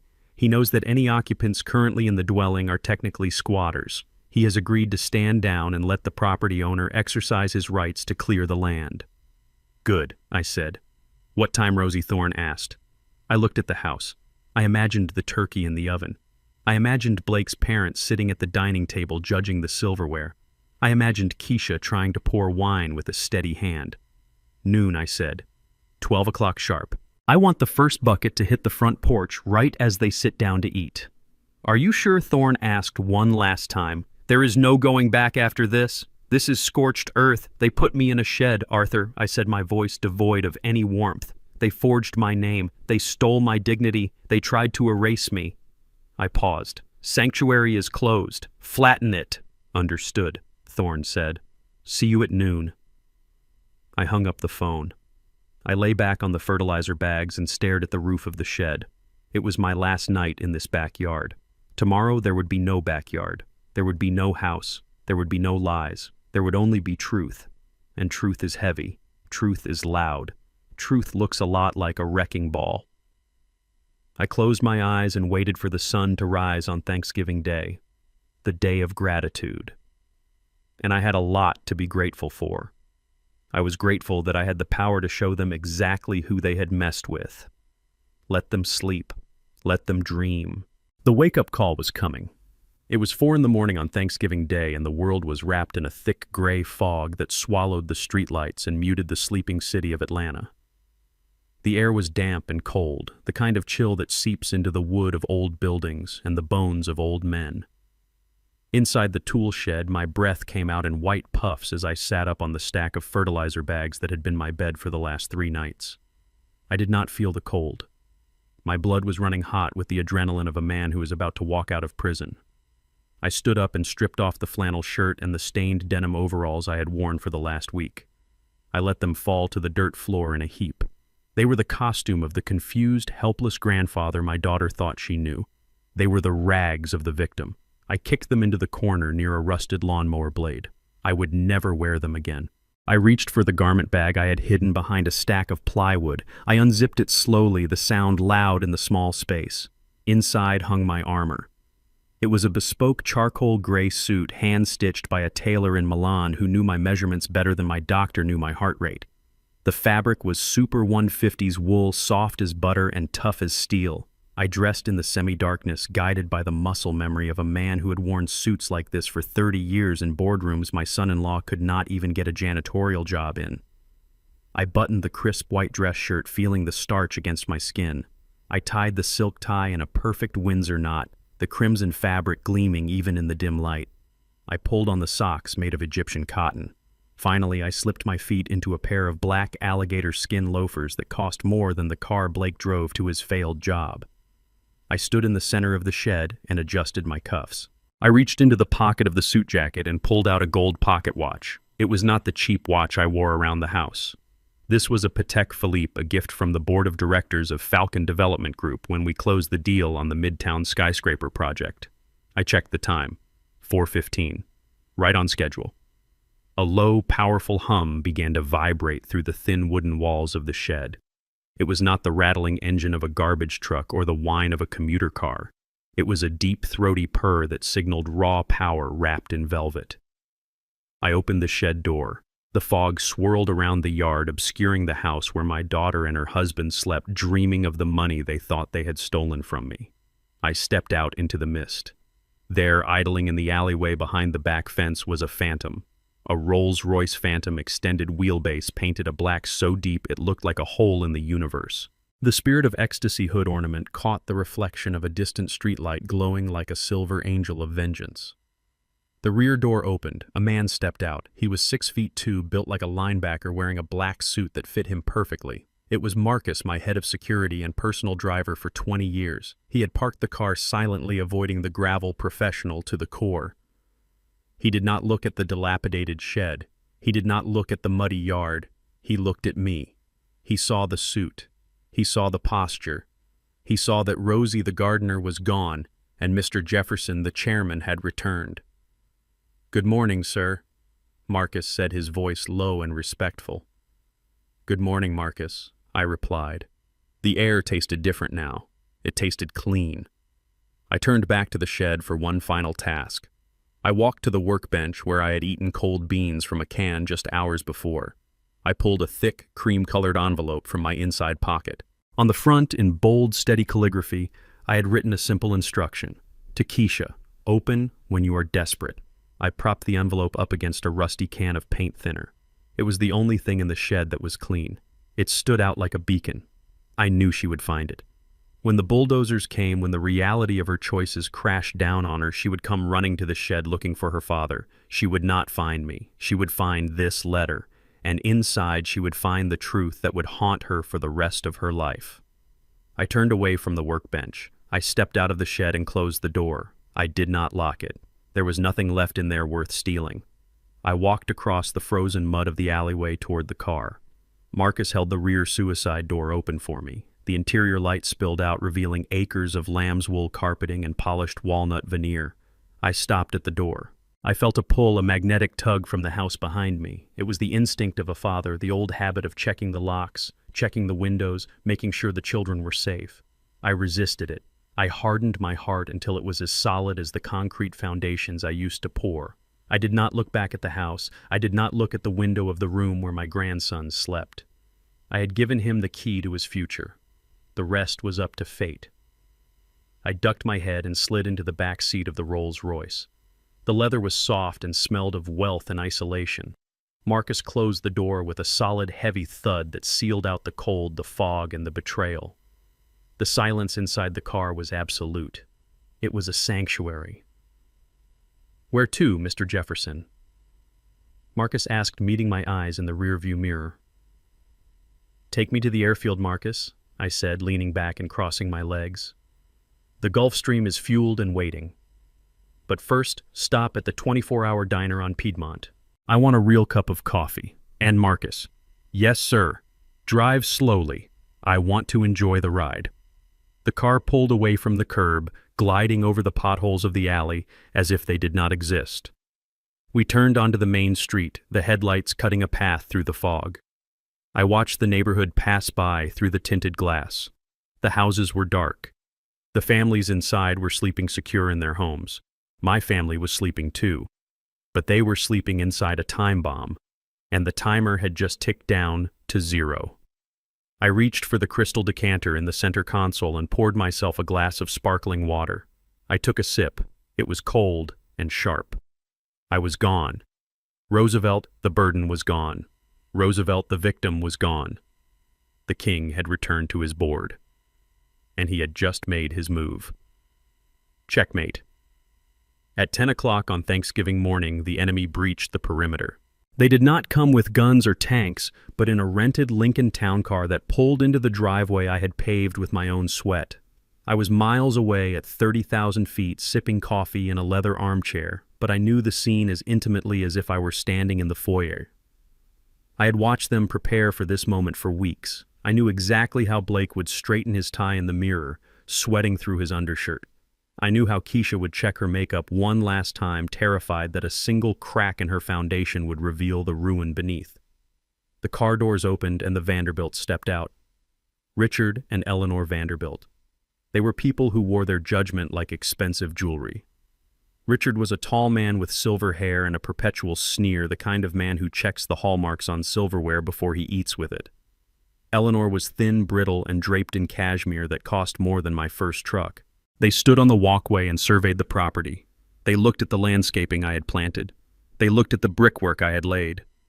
Blake rushed out to meet them, his arms wide, performing the role of the successful, self-made man. He hugged his mother, careful not to crush her silk scarf. He shook his father's hand with a firm, practiced grip, the grip of a man who makes deals, not a man who begs for loans to pay off gambling debts. "Welcome to our home," Blake boomed, his voice carrying across the lawn. "We are so glad you could make it down." Richard adjusted his glasses and looked up at the roof line. "It is a sturdy structure, Blake," he noted, his tone implying surprise that his son hadn't bought a shack. "Good lines, very traditional. I assume the neighborhood is stable. It is up and coming." Dad Blake lied smoothly. "Property values are skyrocketing. We got in at the perfect time." They walked inside their shoes, clicking on the hardwood floors I had sanded on my hands and knees. Keisha was waiting in the hallway, holding a tray of mimosas, smiling so hard her face must have hurt. "Mom, Dad, so good to see you," she chirped. Eleanor Vanderbilt looked at my daughter. She didn't see the woman who worked 2 jobs to support her son's fantasies. She saw an accessory. "The house looks lovely, Keisha." Eleanor said, her eyes darting to the corners of the ceiling looking for cobwebs. Very clean. Blake tells me you finally cleared out the clutter. Keisha stiffened. She knew what clutter meant. It meant me. Yes, Keisha said quickly. We did a big purge. We wanted everything perfect for your visit. Excellent, Richard said, taking a mimosa. Nothing worse than holding on to things that have outlived their usefulness. They moved into the living room, admiring the fireplace, the crown molding the built-in bookshelves. Blake took credit for every detail. He told them he chose the wood, he told them he designed the layout, he told them he paid for the renovations with his bonus. They nodded, impressed by the fiction, completely unaware that the architect, builder, and financier of their comfort was currently flying over the Carolinas, holding the detonator to their lives. While Blake poured drinks and spun tales of his stock market victories, Keisha glanced at the grandfather clock in the hall. It was 10:30. The schedule was tight. According to the plan she and Blake had whispered about in the dark, this was the window. While the guests were settling in with appetizers, she was supposed to slip out the back, retrieve the old man from the shed, and drive him to the nursing home before anyone noticed. She excused herself with a tight smile. I just need to check on the turkey, she lied. She walked into the kitchen, the smile dropping from her face like a mask. She grabbed her car keys from the counter. She smoothed her dress, took a deep breath, and opened the back door. The morning air was still biting cold. Keisha wrapped her arms around herself and hurried across the lawn toward the tool shed. She hated that shed. It was an eyesore. She had already promised Blake they would tear it down next spring and put in a gazebo. She reached the wooden door. It was closed. She paused, listening. She expected to hear the coughing of a sick old man or the shuffling of boots. She heard nothing. Dad, she hissed, tapping on the wood. Dad, it is time. Get your bag. We have to go. Silence. She frowned. She looked back at the house to make sure no one was watching from the windows. She pulled the latch and swung the door open. The shed was empty. Keisha stepped inside, blinking in the dim light. She saw the pile of fertilizer bags where I had slept. She saw the empty can of beans on the workbench. She saw the heap of dirty overalls in the corner looking like a shed skin. But there was no Roosevelt. Dad, she whispered, panic rising in her throat. She spun around, scanning the small space. He wasn't hiding behind the lawnmower. He wasn't in the corner. He was gone. Her heart began to hammer against her ribs. This wasn't part of the plan. The old man was supposed to be waiting, docile and defeated. He was supposed to be a package ready for delivery. Where could he go, she thought frantically. He is senile. He is confused. Then a terrifying thought gripped her. What if he wandered into the house? What if he walked through the front door right now wearing his dirty pajamas, babbling to Blake's parents? What if he told them he lived in the shed? It would ruin everything. The illusion of wealth, the facade of the happy family, it would all shatter instantly. She ran back out into the yard. She checked the side gate. It was latched. She checked the alleyway. Empty. She pulled out her phone and dialed my number. It went straight to voicemail. Damn it, Dad! She cursed, her fingers trembling. Pick up! She stood in the middle of the frozen lawn, torn between searching the neighborhood and rushing back inside to maintain the charade. If she left to look for me, Blake would be furious. If she stayed and I showed up, Blake would be destroyed. She ran back to the shed one last time, hoping she had just missed me. She kicked the pile of overalls. Nothing. She looked at the workbench again. She saw the rusty paint cans. She saw the old tools. In her panic, her eyes swept right over the cream-colored envelope propped against the thinner can. It was right there, plain as day, to Keisha. But fear makes people blind. She wasn't looking for a message. She was looking for a body. She was looking for a problem she needed to solve. She didn't see the letter. She only saw the absence. She ran back to the house, her heels sinking into the soft earth. She burst into the kitchen, breathless and pale. She leaned against the counter, trying to compose herself before returning to the living room. He is gone, she whispered to the empty room. The old fool is gone. She washed her hands, splashing cold water on her face. She forced the smile back onto her lips. She checked her reflection in the microwave. He probably wandered off to the park, she told herself. He will get lost. The police will find him. It is fine. It is better, actually. If the police find him wandering, it proves he is incompetent. It proves we were right to commit him. She straightened her dress. She took a deep breath. She grabbed a tray of stuffed mushrooms and walked back into the living room. Everything okay, darling? Eleanor Vanderbilt asked, looking up from her wine.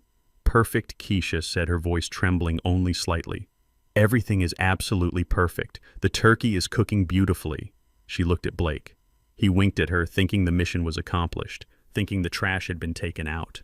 They sat there drinking their mimosas, surrounded by the warmth of the stolen house, celebrating their success. They didn't hear the rumble in the distance. They didn't hear the heavy diesel engines firing up 3 miles away. They didn't know that the clock was ticking down. 10:30. 90 minutes left. At 11:30 in the morning, the dining room of the house on Maple Drive looked like a centerfold from a high-end lifestyle magazine. The mahogany table, which I had refinished by hand 5 years ago, was covered in a lace tablecloth that Eleanor Vanderbilt had probably brought with her from Connecticut, just to ensure the linens were up to her standards. In the center of the table sat a 20-pound turkey roasted to a golden brown, glistening under the light of the chandelier.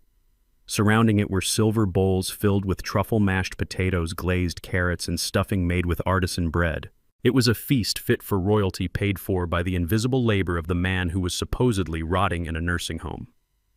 Richard Vanderbilt sat at the head of the table, adjusting his silk napkin on his lap.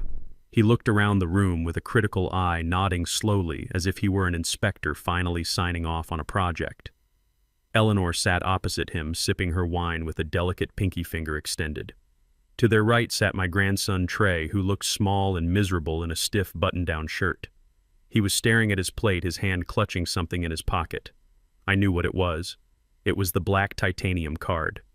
The weight of the secret was the only thing keeping him grounded. And then there were the hosts. Blake and Keisha sat across from each other, their smiles fixed and brittle. Blake was sweating. Beads of perspiration were gathering on his forehead, threatening to drip down onto his expensive suit. He kept glancing toward the hallway, toward the front door, toward the windows. Every creak of the house made him jump. He was terrified. He was waiting for the ghost of Roosevelt Jefferson to shamble in from the backyard, dirty and confused, to shatter the illusion he had built for his parents. Richard cleared his throat. The sound commanded immediate silence. He raised his crystal goblet filled with a vintage Cabernet that cost more than my weekly grocery bill. "I would like to propose a toast," Richard announced, his voice booming with the unearned confidence of old money. "To my son Blake." Blake straightened up, trying to look the part of the successful heir. "We are very proud of you, son," Richard continued. "It is not easy to make it in this economy. We know we have been hard on you in the past. We expected a lot. But looking around this beautiful home, seeing the stability you have built, the lifestyle you provide for your family, it is clear you have succeeded. You are a self-made man, Blake. You did not ask for handouts. You did not lean on anyone. You built this with your own vision and your own hard work." To Blake. "Hear, hear," Eleanor chimed in, clinking her glass against her husband's. To Blake, a true provider. Blake raised his glass, his hand trembling so badly the wine sloshed against the rim. "Thank you, Dad," he choked out. That means a lot, coming from you." He drank, gulping the wine down as if it were water. He needed the alcohol to numb the panic clawing at his throat. Self-made. The words must have tasted like ash in his mouth. He knew the truth. He knew he was drowning in debt.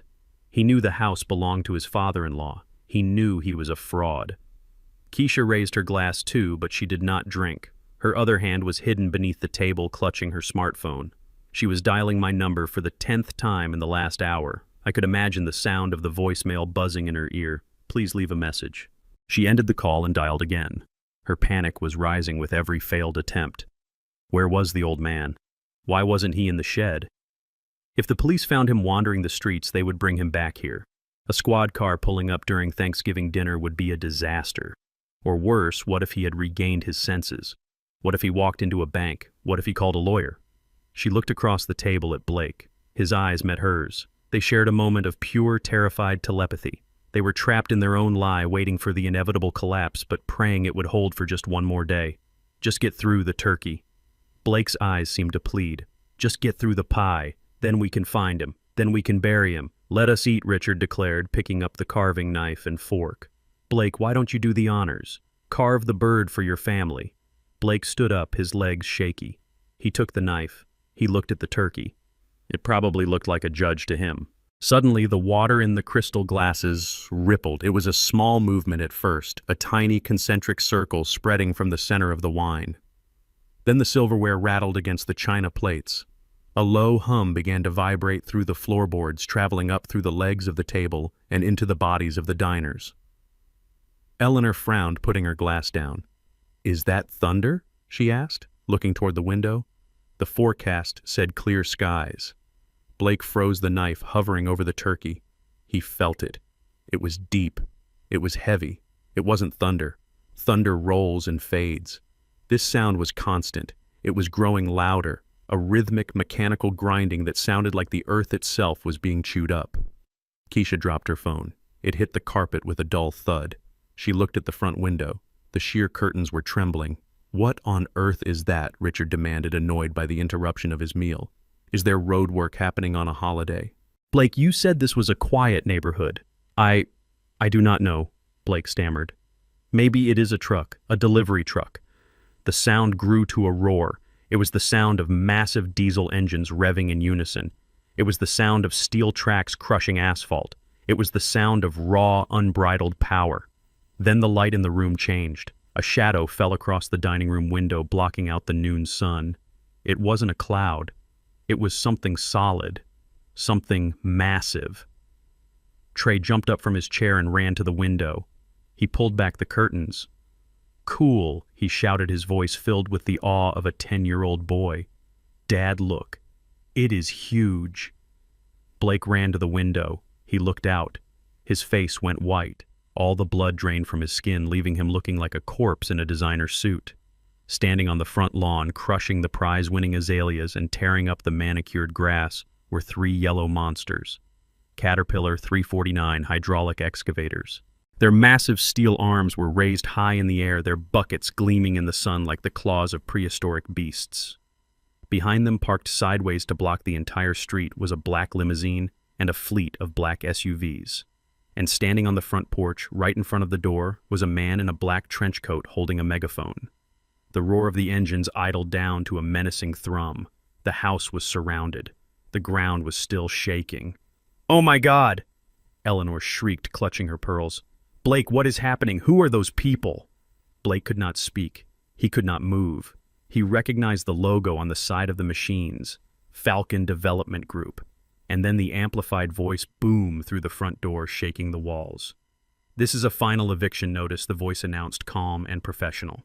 "The occupants of 1402 Maple Drive have exactly 30 minutes to vacate the premises. Demolition will commence at 12:30 sharp." Keisha screamed. It was a sound of pure terror. She looked at Blake. Blake looked at his father. Richard looked at the window, his mouth hanging open. The dinner was over. The turkey would never be eaten. The bill had come due, and the collectors had brought the heavy equipment. Blake threw open the front door with the desperate aggression of a man trying to regain control of a sinking ship. He marched onto the porch, intending to scream at a delivery driver or a lost contractor. What he found instead was a wall of black wool. 6 men in tailored suits stood in a semicircle on the porch steps. They looked like undertakers who had come to bury a giant. Behind them, the 3 massive yellow excavators idled with a menacing rumble, their diesel exhaust mixing with the crisp autumn air. The drivers sat in their cabs, hands on the levers, indifferent to the holiday, waiting for the signal to tear the roof off. At the center of the phalanx of lawyers stood Arthur Thorne. He did not look like a man who was there to negotiate. He held a leather briefcase in one hand and a stopwatch in the other. He checked the time, clicked the button on the watch, and looked up at Blake with eyes as cold as the Atlantic Ocean. "Can I help you?" Blake stammered, his voice shrinking in the face of such overwhelming force. He looked back at his parents, who had followed him to the doorway, their wine glasses still in their hands. "You are trespassing. This is private property. Get those machines off my lawn immediately, or I will call the police." Thorne did not blink. He stepped forward, his polished shoes crunching on the doormat. "Mr. Blake Anderson." Thorne said, his voice projecting clearly so that everyone, including the neighbors peering through their blinds, could hear. "I am Arthur Thorne, General Counsel for Falcon Development Group. I am not trespassing. I am the representative of the legal owner of this property."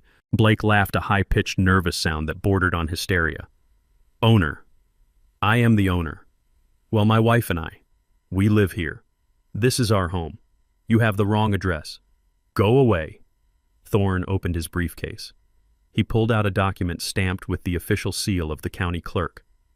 This house, located at 1402 Maple Drive, was sold 7 days ago, Thorne stated calmly. The title was transferred, the deed was recorded, and the funds were cleared. The property now belongs to Falcon Development Group. We have a permit for immediate demolition to clear the site for commercial development. He held up the stopwatch. You have 29 minutes to remove your personal effects and vacate the premises. At 12:30, the structural walls come down. Behind Blake, Eleanor Vanderbilt gasped. Richard Vanderbilt stepped forward, his face turning a dark shade of red. "See here," Richard blustered. "This is ridiculous. My son owns this home. He is a successful broker. You cannot just roll up here on Thanksgiving and threaten to bulldoze a man's house. Who sold it to you? That is impossible." Thorne smiled. It was a shark smile. The seller was the sole legal owner of record Mr. Roosevelt Jefferson. Blake went white. He grabbed the doorframe to steady himself. "Rosie," he whispered. "No, that senile old fool." He couldn't. Then a spark of desperation lit up Blake's eyes. He remembered the paper. He remembered the signature in the kitchen 2 days ago. He thought he had the trump card. "You are lying," Blake shouted, pointing a finger at Thorne. "That old man is incompetent. He has dementia. And more importantly, I have power of attorney. He signed it over to us 2 days ago. I control his assets. Any sale he made is void because I did not authorize it." Blake turned to Keisha, who was cowering in the hallway. "Keisha, get the papers," Blake screamed. "Get the medical forms. Show him we own the old man." Keisha ran to the kitchen counter. She grabbed the clipboard with the insurance papers where I had scribbled my nonsense signature. She ran back and thrust them at Blake. "Here," Blake yelled, waving the papers in Thorne's face. "Look, durable power of attorney, signed by Roosevelt Jefferson. He gave us control. He cannot sell this house because we own him. You get your machines off my property or I will sue you for everything you have." Thorne took the clipboard. He adjusted his glasses. He looked at the document for less than 2 seconds. Then he started to laugh. It was a dry, dismissive sound that cut through Blake's bravado like a knife. "Mr. Anderson," Thorne said, handing the clipboard back as if it were contaminated. "Did you actually look at this document?" "Of course I did," Blake sputtered. "He signed it." "Look closer," Thorne commanded. Blake looked down at the paper.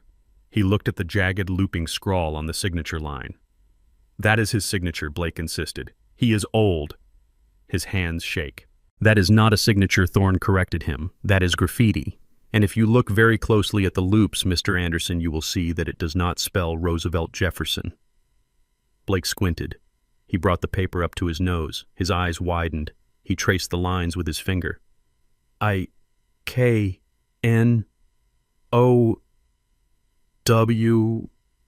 "I know," Blake whispered. Thorne nodded. "Precisely. He knew. He knew you were trying to steal from him. He knew you were trying to commit him.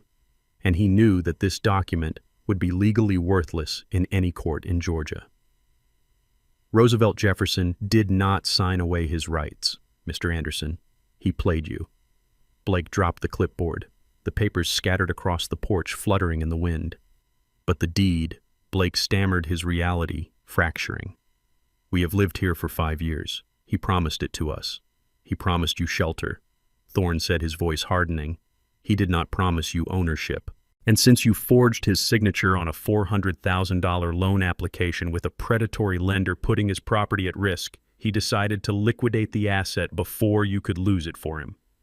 Richard Vanderbilt made a choking sound. "Forged," he repeated, looking at his son with horror. "Predatory lender. Blake, what is he talking about? You said the bonus paid for the renovations. You said the firm was booming." Blake shrank under his father's gaze. He looked like a child caught stealing from the collection plate. "Dad, it is a lie," Blake whined. "They are lying." "I have the affidavit from the lender right here," Thorne said, pulling another paper from his briefcase. "And I have the police report filed this morning regarding the identity theft and mortgage fraud." Thorne looked at his stopwatch again. 25 minutes, Mr. Anderson. The excavators are very expensive to operate. We do not like to keep them idling." Keisha started to cry. It was a thin, high wail of absolute despair. "Where is he?" she sobbed. "Where is my father?" Thorne looked at her. His expression softened just a fraction, but his eyes remained steel. Mr. Jefferson is currently in an undisclosed location enjoying his retirement. He wanted me to tell you that he hopes you enjoy your lunch. He also mentioned that the shed in the backyard is excluded from the demolition order, so if you need a place to store your things, you might start there. But we have guests, Eleanor Vanderbilt shrieked. We have a turkey. Thorne signaled to the foreman in the lead excavator. The machine revved its engine, a black cloud of smoke pumping into the air. The giant steel bucket slammed into the ground, shaking the porch. Madam Thorne said over the noise, I suggest you take the turkey to go. Blake looked at the machines. He looked at the lawyers. He looked at his parents, who were looking at him with a mixture of confusion and dawning revulsion. It is over, Blake whispered. He turned and ran back into the house, pushing past his parents. Grab the silver, he screamed at Keisha. Grab the jewelry. Grab anything you can carry. The Vanderbilts stood on the porch, frozen in the wreckage of their son's lies. Thorne checked his watch. 24 minutes, he announced to the empty doorway. He turned his back on the house and walked down the steps, straightening his tie. The demolition was about to begin. The chaos on the front lawn was a symphony of destruction that I conducted from 2,000 miles away. Inside the house, the panic was absolute. Blake was running back and forth from the living room to his car, his arms full of silverware and electronics, looking like a looter in his own home. He dropped a silver platter on the driveway, and it rang out with a discordant clang that was lost beneath the idle roar of the 3 Caterpillar excavators. His parents, Richard and Eleanor Vanderbilt, stood by the crushed azalea bushes, clutching each other as if they were witnessing the apocalypse. They watched their son, the self-proclaimed titan of industry, scrambling in the mud to save a flat-screen television. Their faces were masks of horror and confusion. They were realizing that the narrative of success they had been fed was a lie, and the reality was a foreclosure carried out by heavy machinery. In the center of this hurricane stood my daughter, Keisha. She was not running. She was not packing. She was frozen. She stood on the bottom step of the porch, her arms wrapped around herself, shaking violently. She looked at the machines, then at her husband, then at the empty driveway where my old truck used to be. Her eyes were wide and vacant. She was in shock. The world she had built on the foundation of my sacrifice had just liquefied beneath her feet. Arthur Thorne watched the scene with the dispassionate gaze of a man who had overseen hostile takeovers and corporate liquidations. He checked his stopwatch. 15 minutes remained. He signaled to one of his junior associates, a young woman in a sharp blazer who was holding a tablet case. She nodded and handed him an iPad Pro. Thorne walked through the mayhem, stepping over the dropped silver platter without breaking stride. He approached Keisha. He did not offer her a tissue. He did not offer her comfort. He offered her a screen.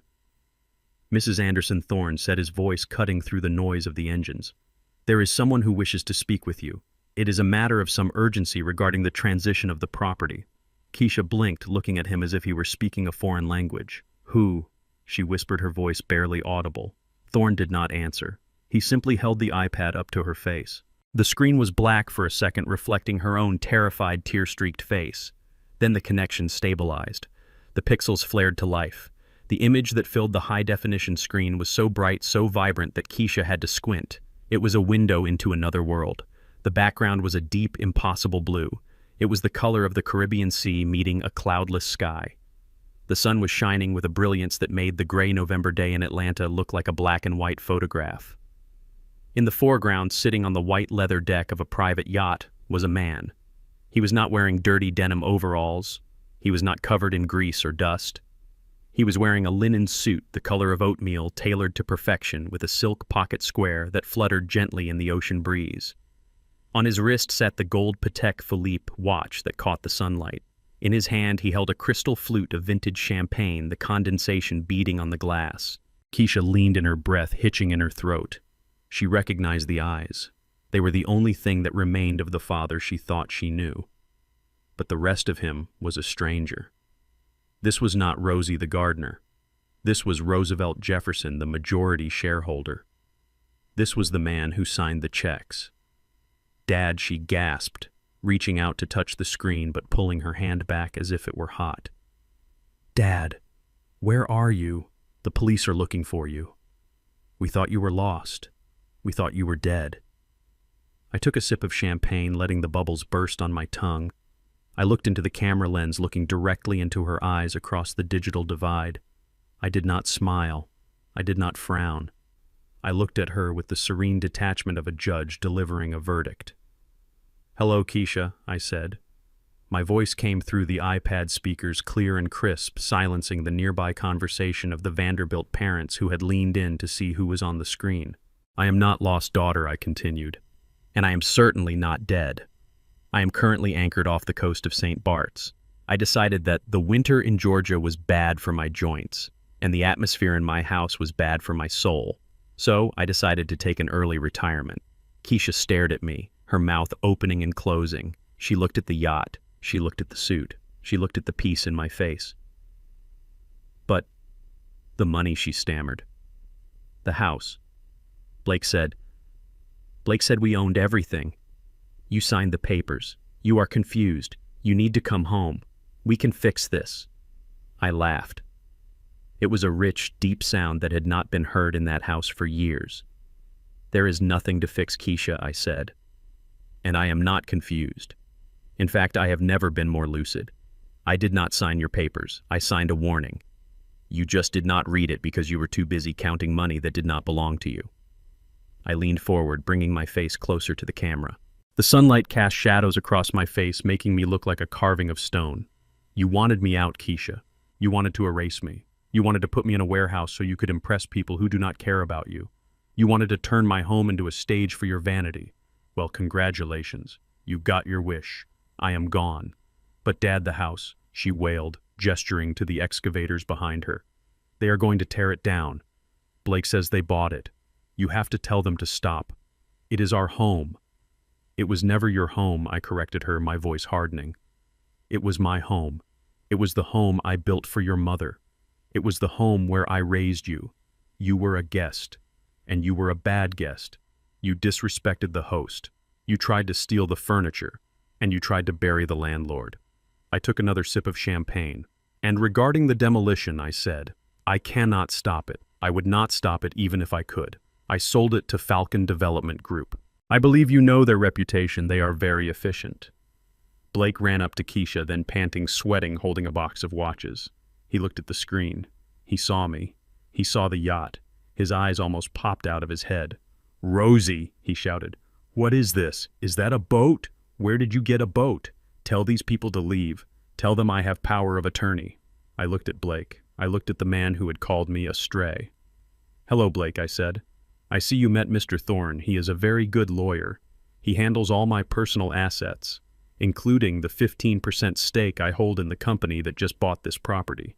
Blake froze. 15%, he whispered. "Falcon. You are Falcon." "Silent partner," I said. "For 30 years. I built the office you work in, Blake. I own the mortgage on the building your firm leases. I have been signing your paychecks indirectly for a decade, and you treated me like a servant." I checked my watch. The Patek Philippe glinted in the sun. 12:25, I noted. "You have 5 minutes left." I looked back at Keisha. She was crying now, silent tears of total devastation. "Oh, and Keisha," I said, my voice softening just a fraction, but only to sharpen the blade. "That shed in the backyard, the one you made me sleep in, the one where you sent me to freeze while you drank wine with your husband." She nodded, sobbing. "I gave specific instructions to the foreman," I said. "It is the first thing to go. I want it flattened first. I want to watch it splinter, because no father should ever have to sleep in the dirt while his daughter sleeps in silk." The video feed flickered as the satellite connection adjusted. "Goodbye, Keisha," I said. "Enjoy the holiday. I hear the turkey is delicious this time of year." I tapped the screen and ended the call. The iPad went black in Keisha's hands. She stared at her reflection in the dark glass. Behind her, the engine of the lead excavator roared to life, the hydraulic arm lifting high into the air, ready to strike the first blow against the shed where I had left my final letter. The deadline had arrived. The time for talk was over. Now it was time for dust. The video feed cut out, leaving the iPad screen black and glossy, reflecting the ruin on Keisha's face. The silence that followed was heavy, broken only by the idle rumble of the diesel engines waiting for the command to strike. But the real explosion had already happened. It had detonated right in the middle of the driveway, destroying the facade Blake Anderson had spent 5 years constructing. Richard Vanderbilt was the first to move. He turned slowly toward his son. His face, usually composed in an expression of aristocratic boredom, was now twisted into a rictus of pure fury. He looked at the house, then at the lawyers, then at the machines, and finally at Blake. He did not see a successful broker anymore. He saw a parasite. "You lied to us," Richard said. His voice was not loud, but it carried a weight that made Blake flinch as if he had been struck. "You told us you bought this house. You told us you were a partner at the firm. You told us you were handling the renovations." Blake scrambled backward, his hands raised in a pathetic gesture of defense. "Dad, listen. It is complicated. Rosie is confused. He is senile. He doesn't know what he is saying. That was a deep fake. You know how technology is these days. He isn't on a yacht. He is probably in a motel room using a green screen." Arthur Thorne stepped forward. He did not need to shout. He just held up a single piece of paper. "Mr. Vanderbilt," Thorne said, addressing the father, "this is the police report filed this morning for forgery and identity theft. Your son forged Mr. Jefferson's signature to secure a high-risk loan from a predatory lender. He has not made a trade at his firm in 6 months. He is insolvent. And as of this moment, he is trespassing on private corporate property." Richard snatched the paper from Thorne's hand. He read it in 3 seconds. He crumbled it in his fist and threw it at Blake's chest. "You forged a signature." Richard spat the words out like poison. "You act like a criminal. You live like a squatter in another man's house, and you parade us around here like trophies. You made us accomplices to your fraud." Eleanor Vanderbilt was trembling. She looked at the muddy lawn. She looked at her Italian shoes sinking into the dirt. She looked at Keisha, who was staring at the ground. "We bragged about you," Eleanor whispered, her voice trembling with humiliation. "We told the club members you were a prodigy. We told them you were a real estate mogul, and you are nothing but a grifter living in your father-in-law's basement." "Mom, please," Blake begged, reaching for her arm. "I just needed a little more time. The market is turning. I can fix this. I just need a bridge loan. If you could just loan me $50,000, I can pay off the shark and we can sue Rosie for the house." Richard laughed. It was a harsh barking sound. "A loan," Richard roared. "You want a loan? You just lost your inheritance, Blake. Do you hear me? You are cut off. The trust is frozen effective immediately. I am not throwing good money into a black hole. You want to be a big shot? You figure it out." Richard grabbed Eleanor's arm. "Come on, Eleanor. We are leaving. I will not stay another second in this sham." "But—" "The turkey," Eleanor wailed, looking at the house. "Leave it," Richard commanded. "We are going to the airport." They walked to their rental car, stepping over the silver platter Blake had dropped earlier. They got in and slammed the doors. They did not look back. They reversed down the driveway, nearly hitting one of the black SUVs, and sped away down the street. Blake stood alone in the driveway. His safety net was gone. His audience was gone. His lies were stripped away, leaving him naked and shivering in the cold November wind. He looked at the house he had pretended to own. He looked at the wife he had dragged into his deception. Keisha was not looking at him. Her eyes were fixed on something else. She was staring past the house, past the porch, past the lawyers. She was staring at the backyard. The foreman of the demolition crew leaned out of his cab. He looked at Thorne. "Mr. Thorne," the foreman shouted over the engine noise, "we are clear to proceed." The owner wanted the outbuilding down first. He pointed the hydraulic arm toward the shed. Keisha's head snapped up. Her eyes went wide. The words I had spoken on the iPad echoed in her mind. That shed in the backyard. I left a letter. She remembered. She remembered rushing into the shed earlier, looking for me and finding nothing but dust. But she had been panicked then. She had been blind. Now, with the world collapsing around her, my voice was the only thing that felt real. "Wait!" Keisha screamed. She broke into a run. She shoved past Blake, who was staring blankly at the asphalt. She ran past Thorne, who watched her with mild interest. She ran around the side of the house, her heels digging into the soft earth, ruining her shoes, tearing her stockings. "Stop!" she yelled at the excavator operator. "Stop!" The massive machine was already pivoting its tracks, churning up the grass. The arm was extending the steel bucket, poised like a hammer over the fragile wooden roof of the tool shed. Keisha threw herself at the shed door. She yanked it open. It swung wide, banging against the siding. She threw herself inside, falling onto her knees in the dirt. She scanned the room frantically. The fertilizer bags, the old rags, the rusty tools. There, propped against a can of paint thinner sitting on the workbench in a beam of dusty light, was the cream-colored envelope. To Keisha. Open, When you are desperate. She grabbed it. Her fingers tore at the heavy paper. She scrambled backward out of the shed just as the shadow of the excavator bucket fell over the doorway. She rolled onto the grass, clutching the letter to her chest. Behind her, with a sound like a thunderclap, the steel bucket smashed into the roof of the shed. Wood splintered, glass shattered. The structure collapsed in a cloud of dust and debris, flattening the space where I had slept for 4 nights. Keisha did not look back. She sat in the wet grass, gasping for breath, and pulled the contents of the envelope out. There were 2 documents. The first was a bank statement. But it was not mine. It was Blake's. It was a statement from a hidden account in the Cayman Islands. It showed transfers, thousands of dollars, money that should have gone to rent, money that should have gone to bills, money that I had secretly given them to help them survive. But the transfers were not going to debt collectors. They were going to a woman named Veronica Miller, living in Buckhead.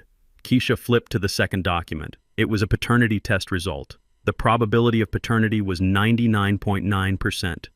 The child was a 3-year-old boy. The father was Blake Anderson. Keisha felt the air leave her lungs.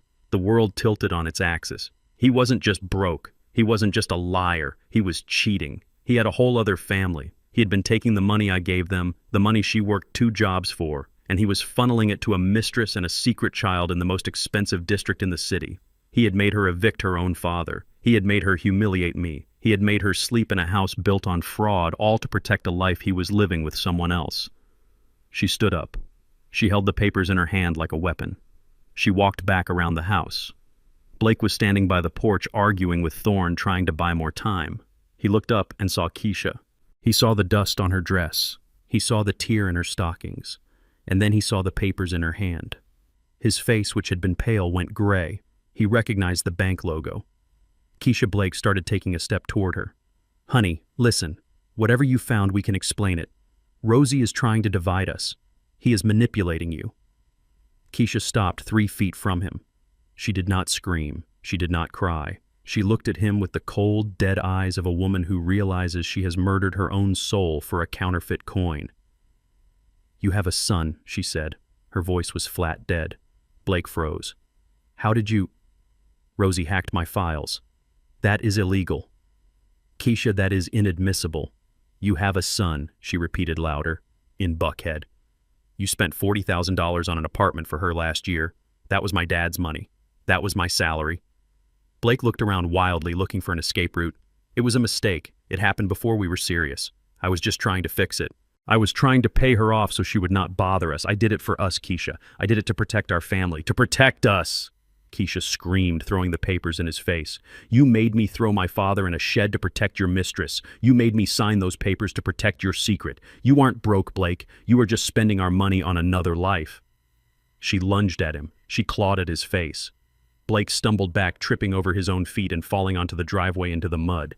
"Get away from me!" Keisha shrieked. "Get away! I hate you! I hate you!" She fell to her knees in the driveway, sobbing uncontrollably. The papers fluttered around her, settling in the mud like dead leaves. The DNA test, the bank statement, the proof of her complete and total foolishness. Thorne watched the scene with a grim expression. He checked his watch. 12:30, Thorne announced. He signaled the lead excavator. The engine roared.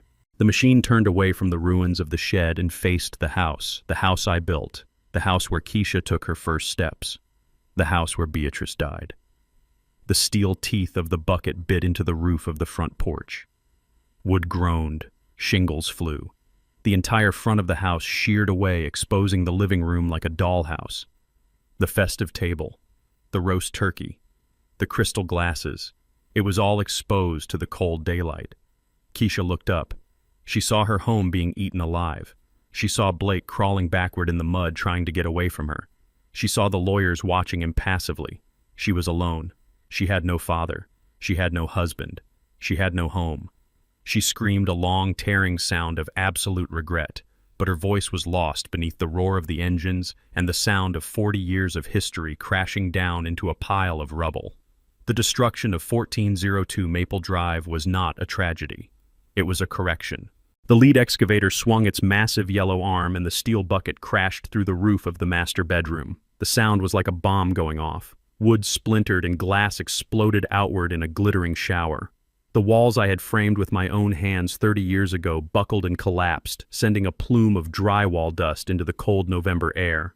I watched on the screen as the second machine drove straight through the bay window of the living room. It plowed over the expensive furniture Blake had bought on credit. It crushed the dining table where 10 minutes ago they had been toasting to their own lies. The 20-pound golden turkey rolled off the table and was instantly flattened under a steel track, grinding it into the dirt along with the Persian rug.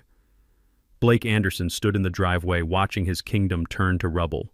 He looked small. He looked pathetic. He was covered in mud, his suit ruined his face, a mask of absolute disbelief.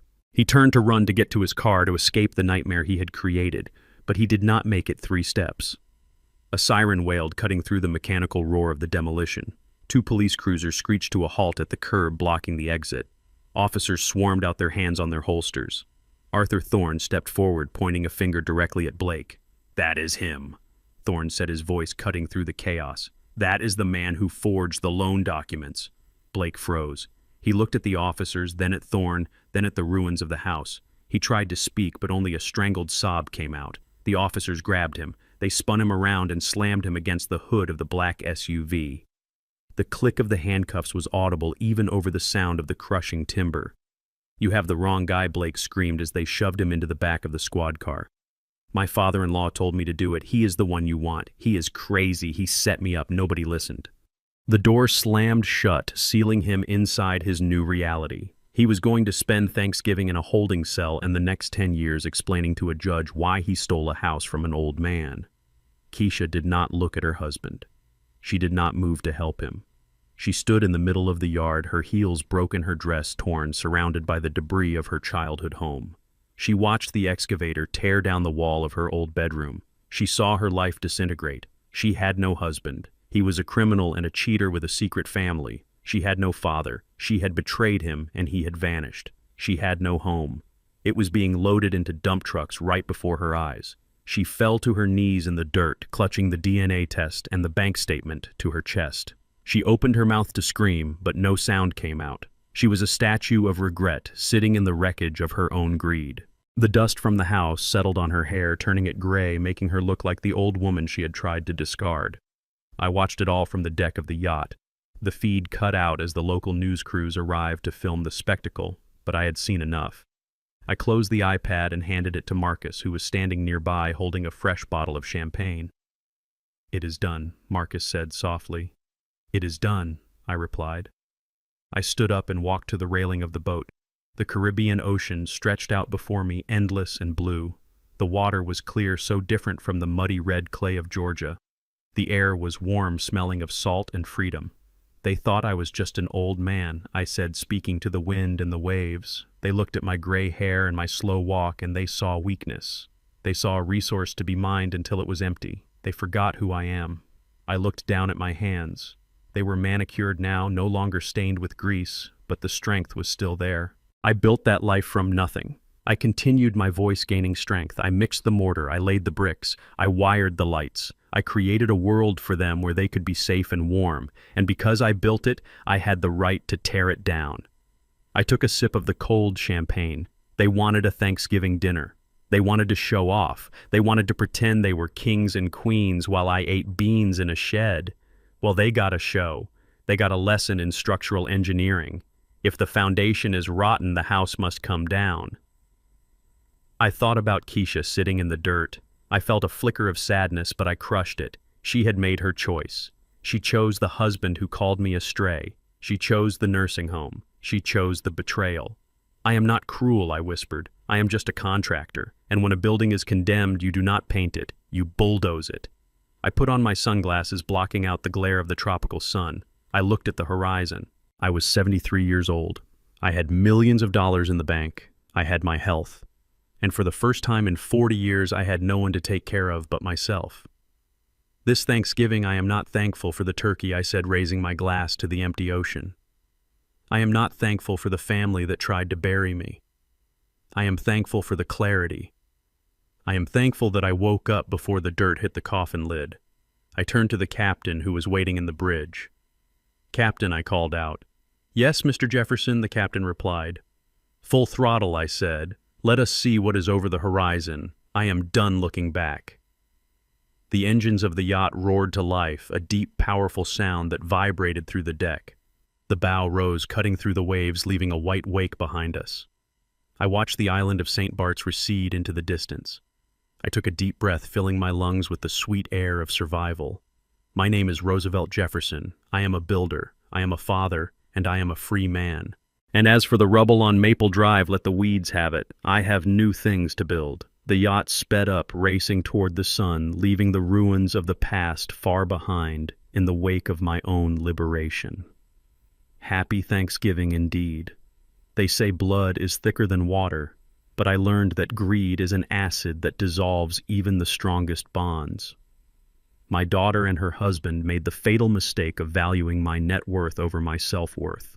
They saw an old man and assumed weakness. They saw silence and assumed submission. They forgot that the architect knows exactly where the structural weaknesses are. The lesson here is brutal but necessary. Never disrespect the hands that built your life. You can only push a good man so far before he stops building bridges and starts demolishing them. Dignity is non-negotiable. If you believe in this kind of justice, hit the like button and subscribe to the channel for more stories of truth and retribution. Tell me in the comments, did I go too far, or did they get exactly what they deserved?